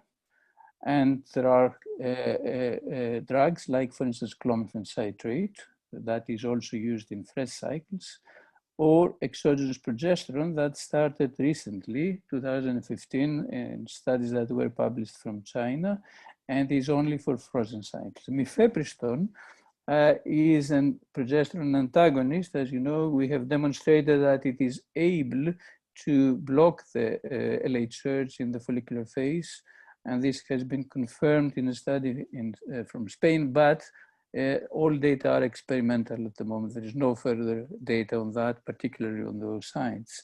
And clomiphene citrate is important in a way that if clomiphene is given for a long time, or when I say long time, and prolonged administration, and this is a study, in fact, that we published 32 years ago, and this is very important. And that says that if we treat the patients with clomiphene from day 2 up to the day of triggering, which is about 10 or 12 or even 15 days, then not only the negative, but also the positive feedback is blocked. And this has been used in clinical practice. There are studies that have been published on that. So when you give clomiphene for a long time, you do not need to give any antagonist, and of course not progesterone. The progesterone started, as I said, in 2015 from China. There are different progestins that have been used: medroxyprogesterone acetate, micronized progesterone, natural progesterone, dihydrogesterone, and desogestrel. And why progesterone? Well, it is known, and this has been known, in fact, since the 70s, that when progesterone levels increase before the increase in estradiol concentrations, or when progesterone levels increase without the increase in estradiol concentrations, then there is always a negative effect, which means that there will be suppression of LH and FSH. There will be no increase, no positive feedback. So this can therefore block any stimulation of estradiol on the pituitary, and there is no LH surge. And this has been used, started in 2015. This is the protocol that is suggested, recommended, is starting on day 2 or 3 of the cycle, giving the progestogen up to the day before the final triggering with the GnRH agonist. And of course, the cycle is to freeze all. And based on data from the literature, this is a review by Lamarca and Capuzzo from Italy last year. You can see different studies that have been published comparing progestins with short agonist protocol, or one progestin with another progestin, or with the same progestin but different dosages. and comparing progestins with GnRH antagonists. And this study, this particular study from Barcelona, from Spain, has demonstrated, has compared medroxyprogesterone acetate with ganirelix. The end point was the number of the oocytes, metaphase 2 oocytes, and there was no difference between the two drugs. So when progesterone is given, as you understand, antagonist is not given. So this is the comparison of two different treatments. And this is a prospective control trial from Japan that demonstrates that there is no difference in the ongoing pregnancy rate between use of progestin and the GnRH antagonist. Since then, there have been other studies as well. This is a very recent study from Spain, from Barcelona, again, that compares desogestrel, in fact, they used with the GnRH antagonist. This is a retrospective analysis of data, and you can see that there was no difference in the clinical outcome, pregnancy, miscarriage, and also the live birth rate. It was similar. Certainly these are in recipients, which means that it is not for the same patient, but maybe also fresh transfer. Sorry, this is not fresh transfer. Of course, this usually is cryopreservation, but depends on the center. And this is a very recent meta-analysis that is probably the first meta-analysis on the use of progestin versus GnRH antagonists is from Turkey. But the number of studies is very small. Here is only one study. Here there are two studies. It's the live birth and shows no difference between antagonists and progestins. You can see the odds ratio is in fact almost 1, but there is no, also the confidence intervals crosses the unity line. So there is no difference between the two, but of course more randomized control trials are needed. Now, regarding an impact of the treatment with progestins on the newborn, or at least on the oocyte, this is an evidence that probably this does not affect the oocytes and the newborns. The congenital malformation rate here was similar between newborns delivered after progestin or after antagonist. And of course, there is no difference between the two. So having in mind all this information, we can conclude that ovarian stimulation disrupts markedly the endocrinology of the menstrual cycle. A premature late surge may occur in FSH-stimulated cycles. The GnRH analogs are, of course, currently used mainly for the prevention of premature late surge. But when the freeze-all method is chosen, there seems to be no need for GnRH antagonists. And there are alternatives, which is the progestins, but they would be a bit provocative in this moment that possibly neither progestins are needed nor antagonists. So we need nothing to stimulate the ovaries when we go for freeze-all, but this has to be proven. And the indications for the use of GnRH analogs, therefore, in ovarian stimulation should be revisited. The GnRH agonists, of course, will continue to be used for triggering final follicle maturation. And finally, cost-benefit analysis for the use of GnRH analogs is required. Thank you very much. Thank you. Thank you, Professor Ioannis, for this wonderful presentation. Actually, this is something, questions are coming about, asking about the GnRH antagonist.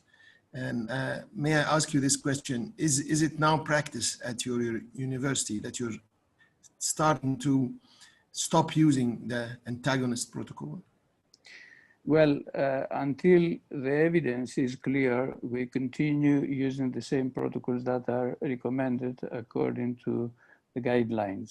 So, but experimentally, we are working on that. And I think this is very evident that the antagonists do not do very good job, or at least they do not complete what they supposed to do. That is the prevention or at least suppression of LH. And this is very, very clear in a way that in fresh cycles, okay, there are LH peaks. We can start without antagonists, and if progesterone is low, we can go for fresh embryo transfer. Otherwise, we can freeze the cycles, and that is, I mean, something which can be done because freezing all is a practice today. So I think it is something which has to be taken into consideration. On the other hand, using the progesterone, yes, we can use progesterone, but if we are going to freeze all, and we do not give progesterone or antagonists, and if the patient has LH peaks and increased progesterone, what is the problem then? Because we will freeze all. So we need, we do not need antagonists, we do not need progesterone for the freeze all cycles. Don't freeze all. Perfect. Thank you so much. Thank you so much. Professor Ioannis, what's the maximum time for we can freeze eggs to still ensure that they are efficiently used later? This is a question from Dr. Bibi Noorjahan. I mean, this is a general question. It's not a question for my talk. Well, I mean, there is no limit. And I think the same question was asked to Tatiana before. It was about embryos, I think, at that time. But even those sites, I mean, there's no limit. There's not any evidence or at least any guideline that says that you have to freeze for 1 year or 2 years or whatever it is. I think I think you can use that forever, probably. Okay. Thank you. Thank you very much, Professor Ioannis.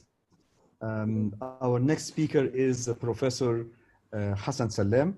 He's professor in obstetrics and gynecology in Alexandria, and he is the also the chair of the International Representative Committee of the Royal College and one of the also figures of IVF all over the world, not only in Egypt and Middle East.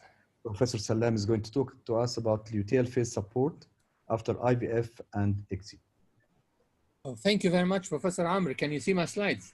Yes, sure, yes. Yes, okay. Thank you very much. I'm a humble person and I'm speaking after some experts. So I hope I'm changing the subject because I'm going to talk about the luteal phase support after IVF and ICSI.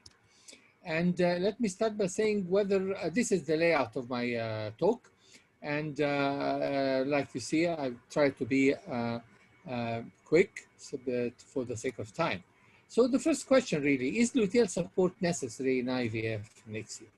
And the short answer really is yes, because of many things, as I'm going to show in this slides. Because of the luteal placenta shift, because of aspiration of granulosa cells, because of the effect of controlled ovarian stimulation on the individual, because of the effect of the agonists and antagonists.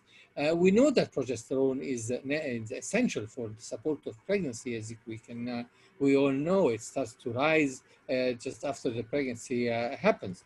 And this was discovered by Allen and Corner, really, in 1929. What they did, they took a pregnant rabbit and they removed the corpus luteum. So what happened, of course, miscarriage. So another rabbit, and they were doing the same thing. The rabbit was about to miscarry. So they took the extract of another corpus luteum and they injected it in the rabbit. So they saved the pregnancy. They said, okay, now this corpus luteum must contain something which supports the pregnancy. Progestine, something pro-gestation. They call it progestin. In America, they call them progestins. Maybe in Europe, they call it progestogens. But anyway, after that in 1934, Adolf Butenau, who received the Nobel Prize in 1939, discovered that this substance was actually a ketone, a double bond O. So he is the person who called it progesterone. This experiment has been repeated by Arpad Shapo. Shapo was from Hungary, but he was working in St. Louis in the United States of America. And he did the same thing, and he proved that the corpus luteum is necessary. And if the corpus luteum is removed, this ends up in miscarriage. Now, as I say, in IVF and ICSI, we need progesterone support. Why? Because of this luteal placental shift. We know that during the second phase of the cycle, if the patient becomes pregnant, the corpus luteum continues to work, maybe up to the 8th week of pregnancy. By that time, the placenta will start producing its own progesterone. But there is a critical period here between the 6th week and the 8th week where we have this drop in progesterone, and particularly if the patient is taking something like agonist or antagonist to... The other reason is that when we do our aspiration, we don't only aspirate the oocyte. In fact, we also aspirate granulosa cells, and these granulosa cells are going to become thicker cells, are going to produce the progesterone from the corpus luteum. So we are also deranging the corpus luteum. The third reason is that, as Professor Messina has shown, if we are trying to suppress the LH, of course, supports the corpus luteum. So if we suppress the LH by our agonist or antagonist protocols, or if we have a hypo patient, actually, now we need progesterone. And of course, the stimulation protocols, we know that they affect implantation, they affect the implantation genes, as shown by this work by Hortajadas from the EV group in Spain. They also affect the receptors, as shown by this immunohistochemical study by Bulgaria, Italia.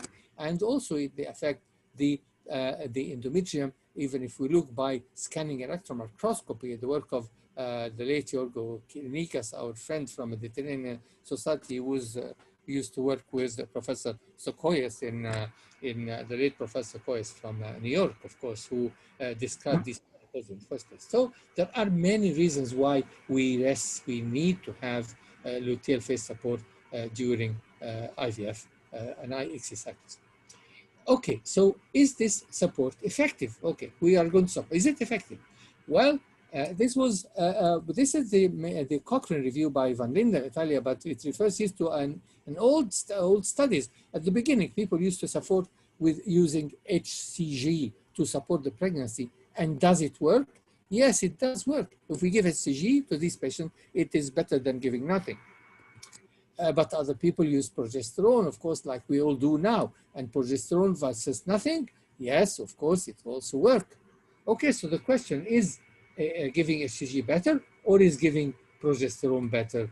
And this is the third answer. Actually, they are the same. If we give HCG, it's like we give progesterone. But of course, there is a difference between giving HCG and progesterone, because if you give HCG, you run a very high risk of having ovarian hyperstimulation, particularly in patients with polycystic ovary syndrome. This is why everybody now uses progesterone. Progesterone, but which progesterone? This is progesterone.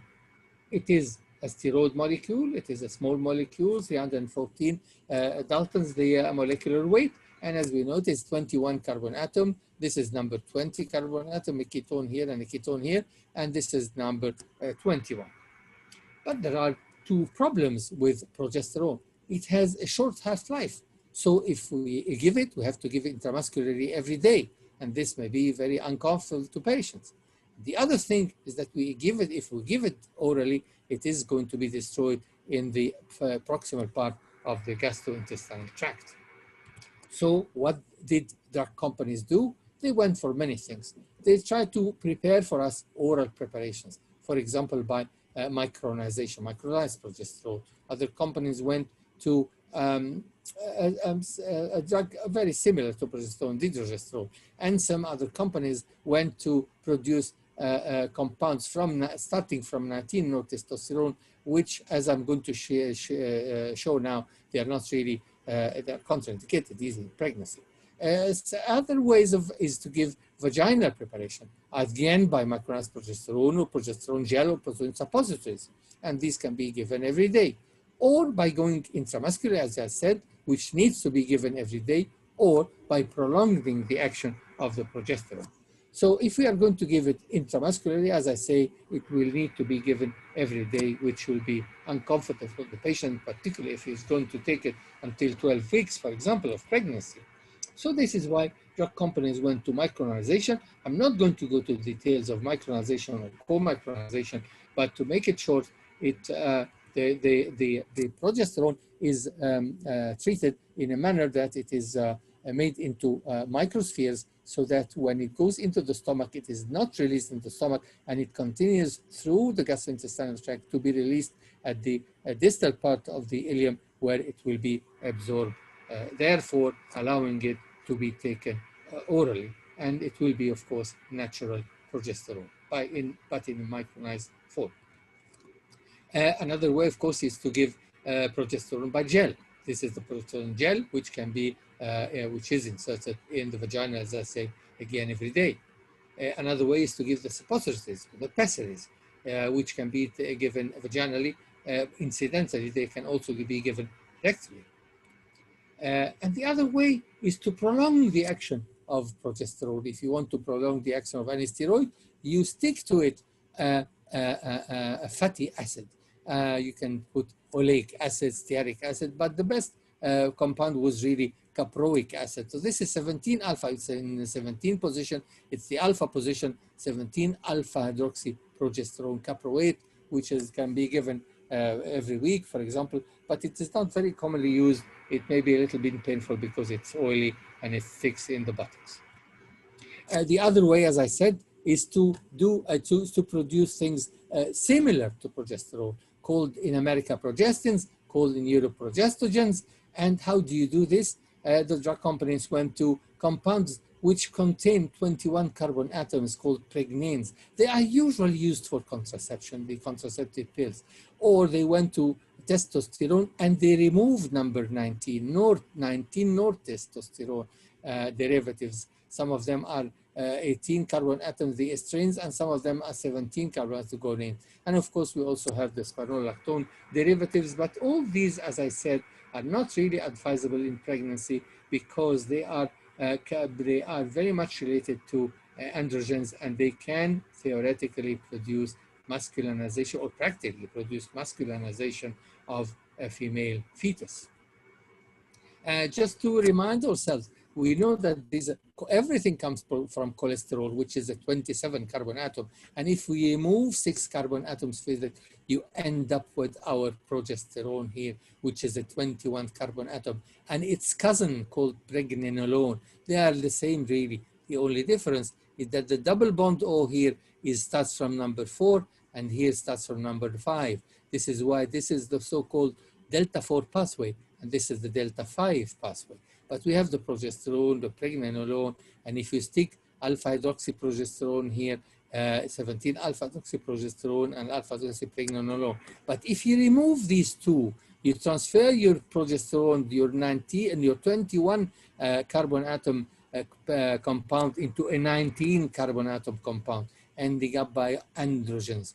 Androsten dione, 2 double bond O, androsten dione, androsten diol, 2 alcohol, 2OH, or our testosterone.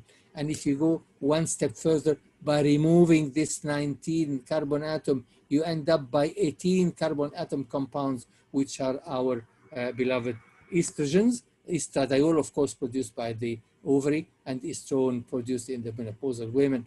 And of course, the enzyme, which the estrogens have a nice smell, they are aromatic. This is why this enzyme is called the aromatase enzyme. So and as I said, we don't really like to use these other derivatives from androgens. So we go for the oral preparations or for the vaginal preparations. And as I said, we have the natural progesterone. We have the preparation called dydrogesterone, which is also very similar. There is a similarity. This is in the alpha position, this in the beta position, as we can see.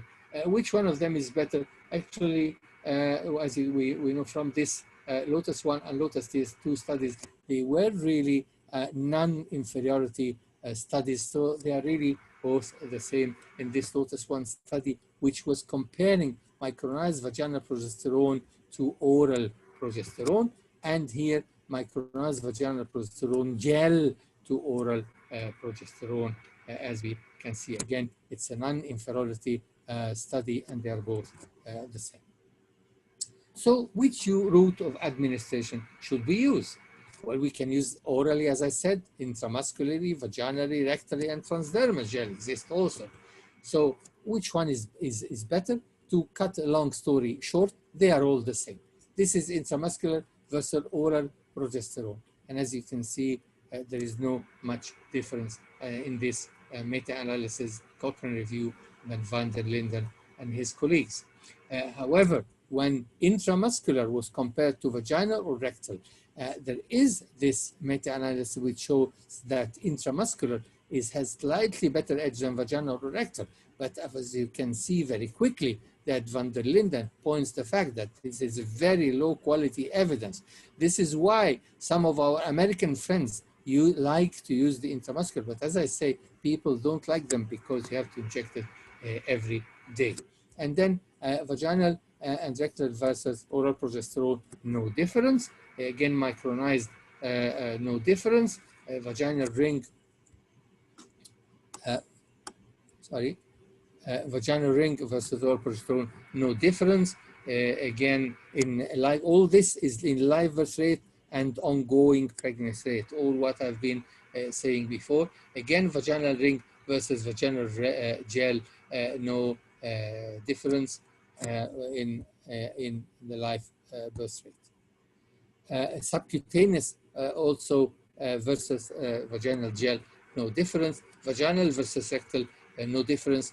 And again, a short protocol versus long protocol, no difference. So, as I said, to cut a long story short, the route of administration doesn't seem to be making much difference. So the next question is when to start. Should we start on the day of HCG administration, the day before retrieval, which is 1 day after HCG, the day of retrieval, 1 day of the retrieval, or the day of embryo transfer? People have been doing all this. Does it make a difference? Long story cut short, no difference. Here is the study of Mokhtar, the day of oocyte retrieval, the day of HCG, the day of embryo transfer. We tried them all, no difference in the pregnancy, clinical pregnancy rate. Another study by Escribal, again, start 1 day before retrieval, the day of retrieval, or 1 day after retrieval. Again, no difference in any of these values, no difference as we can see here. Next question, when to stop? Well, people have stopped. Some people have stopped just after the HCG became positive. Some people 5 weeks gestation. Some people when gestation is actually seen by ultrasound, like the group of Professor Abulgar, or after 8 weeks of gestation, or after 12 weeks of gestation, like many people do. Does it make a difference? Now, this is the study by the group of Abulgar in Cairo. It is a randomized controlled trial, as you can see. There is no difference in the miscarriage rate. So if you stop after the first ultrasound, or if you stop 3 weeks after your ultrasound detection of your pregnancy, doesn't make much difference. But if you notice here carefully, the bleeding episodes are more if you stop early, 25% versus 13%. So if you stop early, your progesterone, now people are going to have some bleeding episodes. They are not going to miscarry, but they were going to be worried because of this bleeding episodes. Same thing was shown by Coles, Italia. Again, stopping after 5 weeks or stopping after 8 weeks. Again, there is no difference in the miscarriage rate, but there was difference in the bleeding episodes. Here, 18% versus 7% of bleeding episodes. Again, some people said maybe we should use estradiol supplementation. Does it work? Well, this meta-analysis, again, the Cochrane review by Van Linden, Italia, shows that it doesn't really make much difference in the live birth rates, of course, and the ongoing pregnancy rates, which are the important outcomes that are of interest to us, and of interest, of course, the patient who becomes pregnant. She wants to go home with a live baby. She's not interested in the biochemical pregnancy or in the clinical pregnancy rate. She's interested in the live birth rate. The ongoing pregnancy rate is also important because many of our patients and other people's patients, sometimes they come to you, they have their pregnancy with you, but after a certain, after they are happy with the pregnancy at 24, 28 weeks, they start going to another place where they are more comfortable in having their babies. This is why there is a lot of people in places like Egypt. For example, in the UK, this doesn't happen because people are much related to the place where they have had the treatment. But in our country, people come from a long way and then we don't see them after 24, 28 weeks. But the summary of the evidence is that there is no difference. Another question, can we use the agonists? Well, there are some studies and the Cochrane review says that there is a little difference. Yes, you improve your results a little bit. This here, it favors GnRH agonist. Your live birth rate is going to be good, but actually it's going to be better.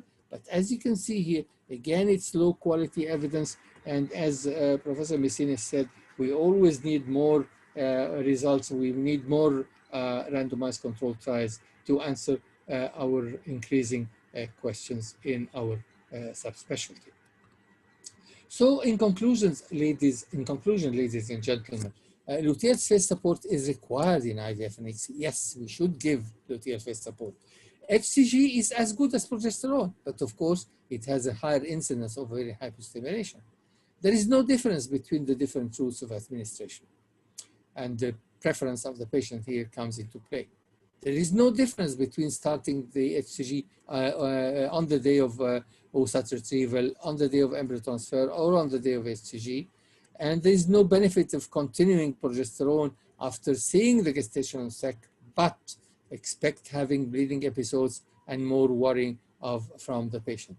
And again, there is no benefit from adding estradiol, but there seems to be some definite benefit from adding GnRH agonists.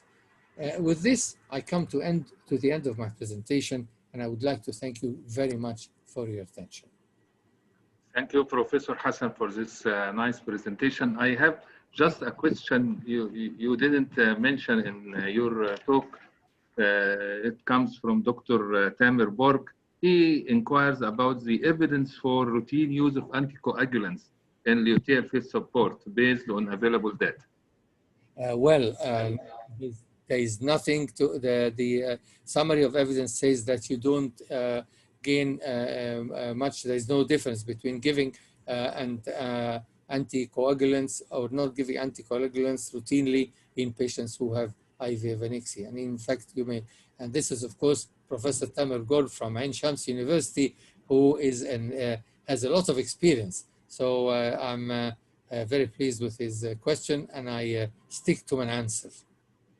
Okay.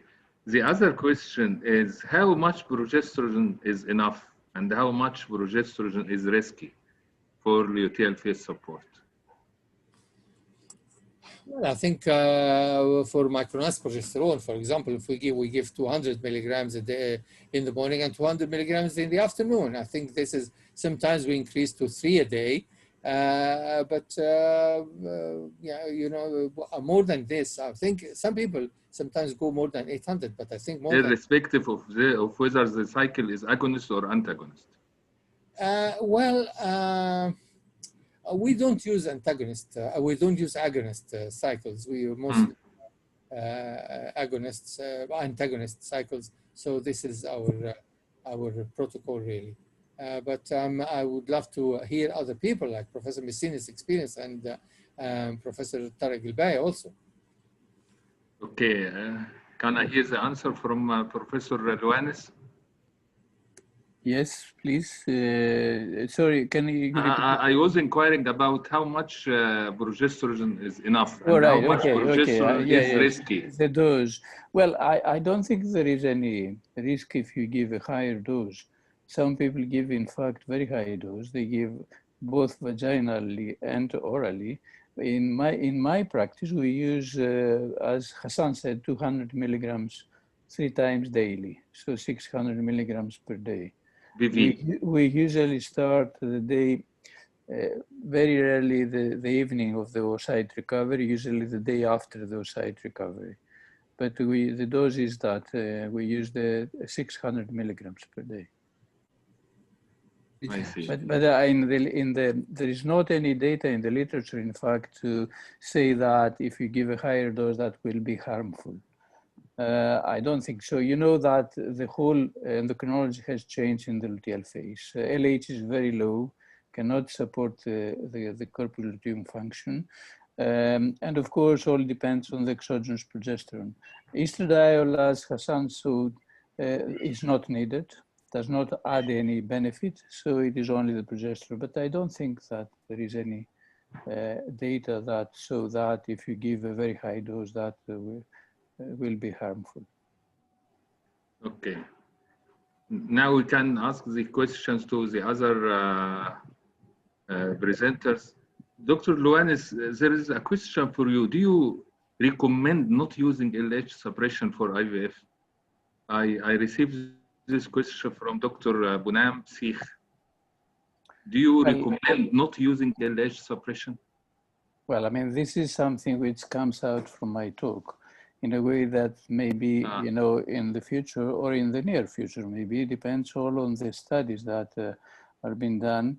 But according to the existing evidence so far, it seems, at least for a specific group of patients, which is the freeze-all, in this case, you do not need to suppress LH, because even when you give progesterone to prevent the LH surge, you give progesterone.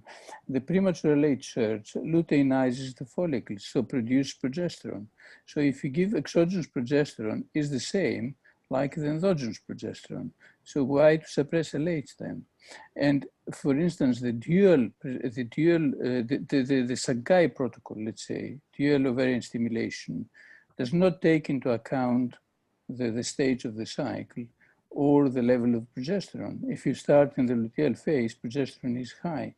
So I think in clinical practice, the freeze-all cycles is only FSH, in my view. Can I add something, Professor Messinas? Yes. Sir. You know, I'm an old man, I have white hair. And when I used to work at King's College Hospital since 1979, we used to stimulate anovulatory patients with HMG. And of course, we did not do, there was no suppression of LH at that time, and people became pregnant. So when we started doing IVF in 1981, we never used suppression. Suppression came after the paper of Fleming. Richard Fleming, yes. Richard Fleming, 1984, which was published in the British Journal. And then we started using it. And at that time, I moved to America, and then I came to Egypt. So I was never convinced that LH really is necessary. And I'm pleased to tell you that in many of our patients, we have also, and sometimes we don't find the antagonist, and some people cannot afford it because it's expensive. And I'm pleased to tell you that this is, of course, not published, but we don't think that is any difference in suppressing it. You have beautifully shown that it only exists in 20% of patients, and even if you use these to try to suppress it, it doesn't work all the time. So yes, this question I can answer from experience that it seems that we don't really need LH. Of course, people who are not going to jump quickly, they are going to start to do it in freeze-all cycles. But I think we should think seriously about that it is not really necessary. At least this is my humble experience and humble opinion. You mean if the premature LH surge occurs in 20% of patients, it's not a big event to worry about? I will tell you something else. There is some paper, there's a thesis which has been done, a master thesis, which we are writing now. We have been measuring LH and progesterone in patients receiving HMG only. They are receiving FSH or HMG for ovulation induction. And we kept measuring the LH and progesterone on the day of HCG administration.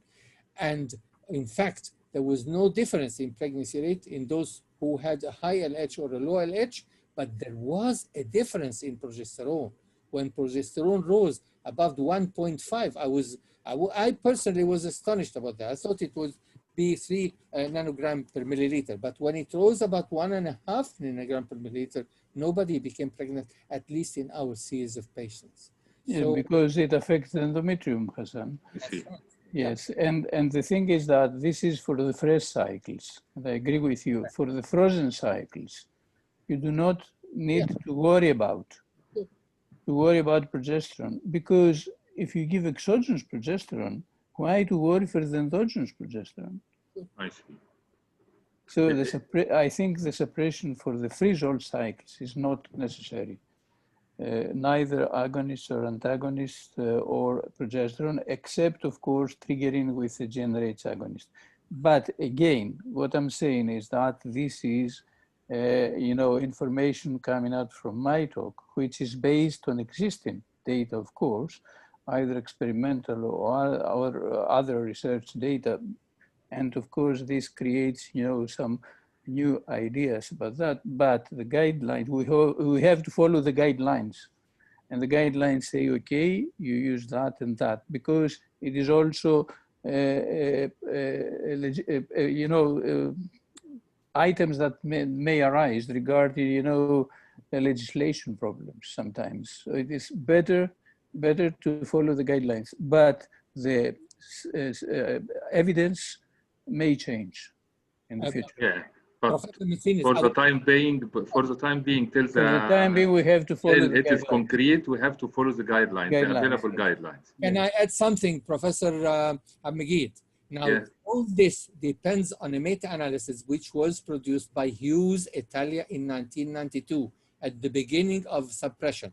And this meta-analysis was based on clinical pregnancy rate. It did not take into account live birth rate. And it is based on a few number of studies. And this is the only evidence we have for downregulation. Please go back to this meta-analysis by Hughes Italia. It is not French Hughes, it's Hughes, Richard Hughes.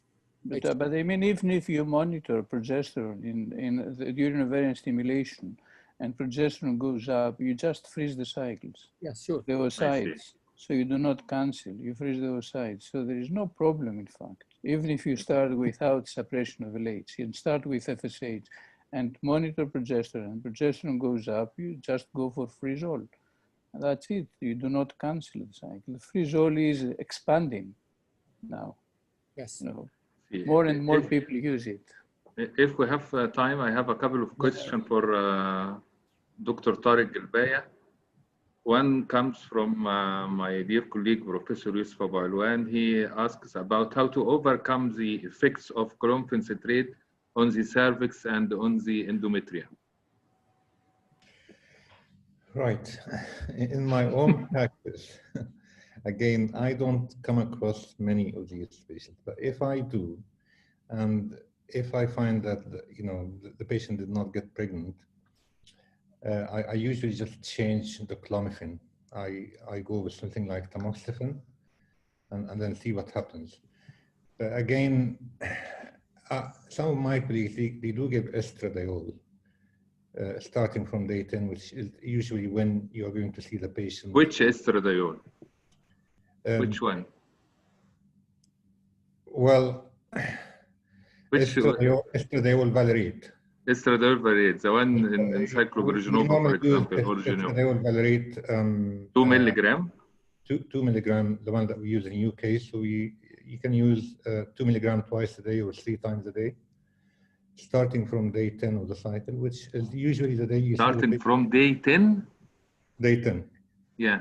Because this is when you see the patient for ultrasound anyway. I mean, you give the patient Clomid from day 2 to day 6, and usually you start looking for the endometrium, whether it is thickening or not, on day 10, don't you? I mean, you wouldn't judge the endometrium on day 6 of the cycle. You usually start from day 10. And if you find that the endometrium is not really thick, then you can give estradiol for 5 or 6 or 7 days and see what happens. But my own practice that I just tell the patient it is unlikely that you're going to get pregnant because the endometrium is thickening, but you might as well just try and see what happens. And if not pregnant, then the second cycle I try tamoxifen instead of Clomid.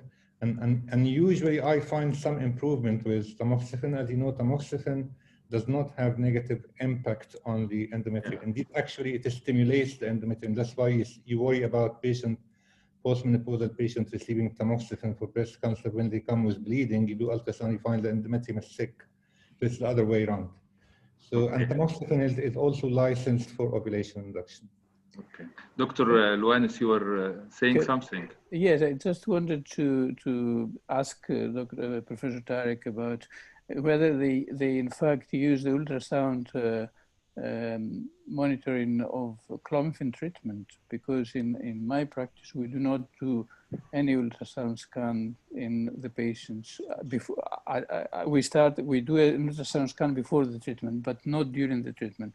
We prescribe clomiphene for 5 days, and then we ask the patient to measure progesterone on day 21 and 28, and then they give us a ring with results, and if progesterone is high, means ovulation. They continue on the same cycle, they expect a period or they are pregnant, and if not, then we advise them to take progesterone, to have another period, and then start again with increasing the dose by 50 milligrams per day. So we do not in fact scan the patients during the clomiphene ovulation induction, I mean in PCOS patients, giving clomiphene for 5 days.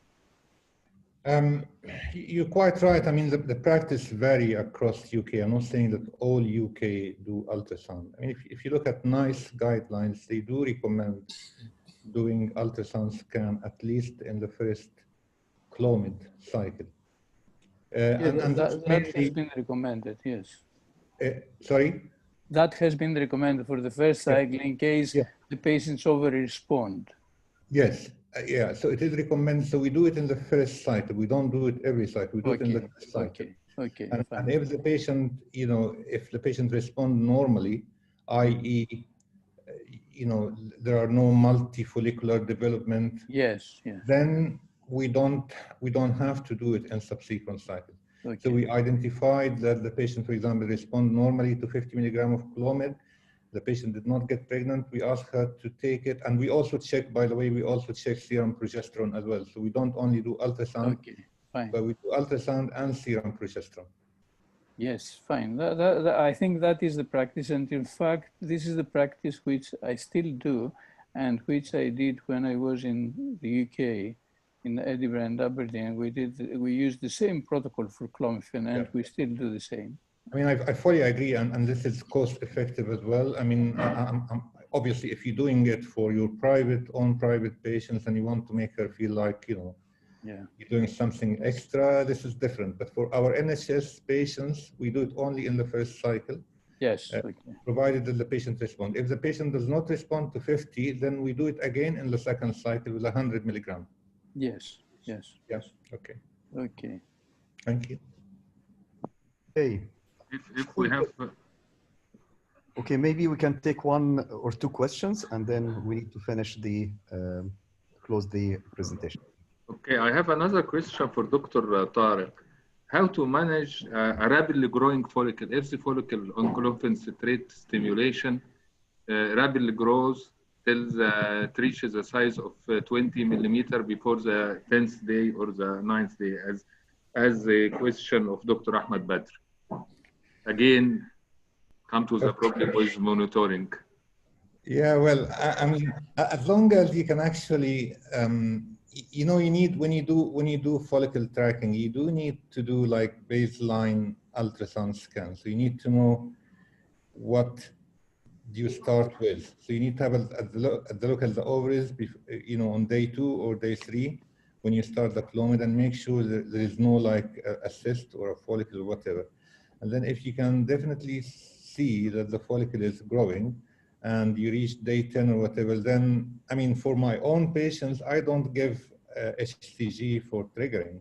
So all I tell my patient, well, you have like a nice follicle, then you need just to have sexual intercourse every other day, whatever. And actually, I found this very, very effective. I mean, you talk about Clomid, patient respond normally. She has most of them will have only one follicle.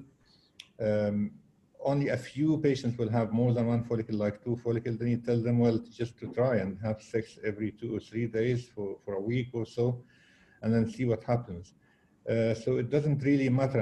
And this is the same reason why I don't give HCG for triggering, because it is very difficult to tell from the size of the follicle whether the oocyte is mature or not.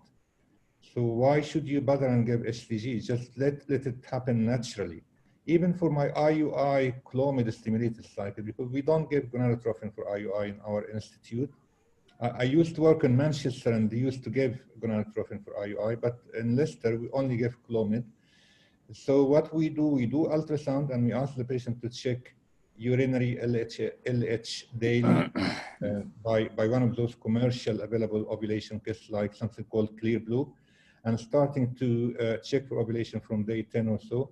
And when the patient have an LH surge, they call our nurse, and the nurse asks them to come to the unit either the same day, most of them, or the following day for IUI.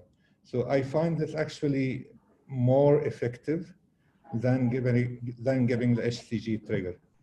Okay, Professor Salam, may I form the question in other words, this particular point, is it anything abnormal to have the follicle rapidly growing till it reaches the optimum size within 7 days of stimulation? Is it a problem? No, I don't think it is a problem, but I want to say something about what, to support what Professor Tariq has just said. There is an old paper from the 1976 by Robert Jaffe, who was the head in San Francisco, and Young. And what they did in patients with hypohypo, they kept giving them estradiol, and when estradiol reached 200 picogram per milliliter for 50 hours, it triggered the LH rise. So if we reach the estradiol level for 50 hours, it will produce the LH rise spontaneously. I mean, if you give the HCG, you are actually suppressing, you are going to produce an immature oocyte or something. And there is also evidence from IUI cycles in the Cochrane review. If you notice carefully in the IUI Cochrane review, if you give HCG, if you give clomiphene with HCG, your live birth rate is lower than if you give clomiphene only, exactly like Professor Tariq is just saying. So there is evidence also from the literature. So you're very right. Actually, Professor Salam, not only just from research, but I actually witnessed this in our own unit, because at some time, I think a couple of years ago, we were very busy and short of stuff. So we didn't have the time, to do this natural kind of, so we've been giving patient HCG for about 6 months or something, and in order to do timed IUI, and our pregnancy rate dropped. So I changed the protocol and I just went back again to not to give HCG. Yeah, because you have to monitor the cycle in order to give the HCG, and to give the HCG when the follicle is above 17, 18 millimeters. So even with cycle monitoring, it remains the question of when to give the HCG. Do you give and again, is not needed, because the clomiphene, with 5 days clomiphene, you get an LH surge when the follicle is properly grown, I mean, around 18 millimeters on average. There are studies that had shown that in the past, that the LH surge occurs when, in fact, the follicle has grown up to 17 or at least 17 at least, or 18 on average millimeters. So you do not need to worry about that. We talk about IUI, Professor Ioannis. Yeah, IUI, I agree with what you said. Yeah. IUI, I agree with what you said. Yeah. If you give clomiphene, you have to check for LH. Yeah. And the kit, the urinary kit is, or at least one of that can be used. Otherwise, you have to measure LH in blood every day for some time, Yes, but I agree with you. That's good. I'm pleased to know that. Right. I think we have come to the end of our webinar. And I would like to thank all the speakers. I would like Dr. Tariq Gilbaya from UK and Dr. Tatiana Motrenko from Montenegro and Professor Johannes Messini from University of Larissa from Greece, and of course our dear Professor Hassan Salam. And I would like also to thank my co-moderators, Professor Abdelmajid Sarhan and Professor Ahmed Rami. And I would like to thank the International Representative Committee of the Royal College of Obs and Gynae in Egypt and the Egyptian Society of Gynecology and Obstetrics for hosting this webinar. And at the end, I also would like to thank Techno Pharmaceuticals for their sponsor and booster bees for this. Thank you very much. And we have more than 700 actually attendees from 22 countries and many from Egypt as well. So thank you for all for joining our activity and see you soon. Okay. Thank you very much. Thank you. Very much. Bye. Bye-bye. Venus, because if Messini means a lady, Messinis is a man. This is Messini. Yeah, right? Am I right? Oh, well, I don't know. Maybe, yes. This is what I saw. Yeah. Okay. Thank you very much, everybody. And à la prochaine, as we say in French. À la prochaine. Okay. Bye-bye. Thank you very much. Bye-bye. طارق نشوفك على خير ان شاء الله. شكرا جزيلا، متشكرين جدا. شكرا يا جماعه على الانفيتيشن، وان شاء الله نشوفكم على خير. عايزين نعمل حاجات كتير ان شاء الله، في يعني حاجات كتير في البلان يعني ان شاء الله. حسن اوكي ان شاء الله باذن الله. السلام عليكم، اشوفكم بخير ان شاء الله. جيد قوي قوي قوي بصراحه، شغل جامد. لا ازاي يا بيه، ده احنا تلاميذك يعني، ده احنا يعني. لا تلاميذ ايه يا عم؟ تلاميذ حضرتك طبعا. كلها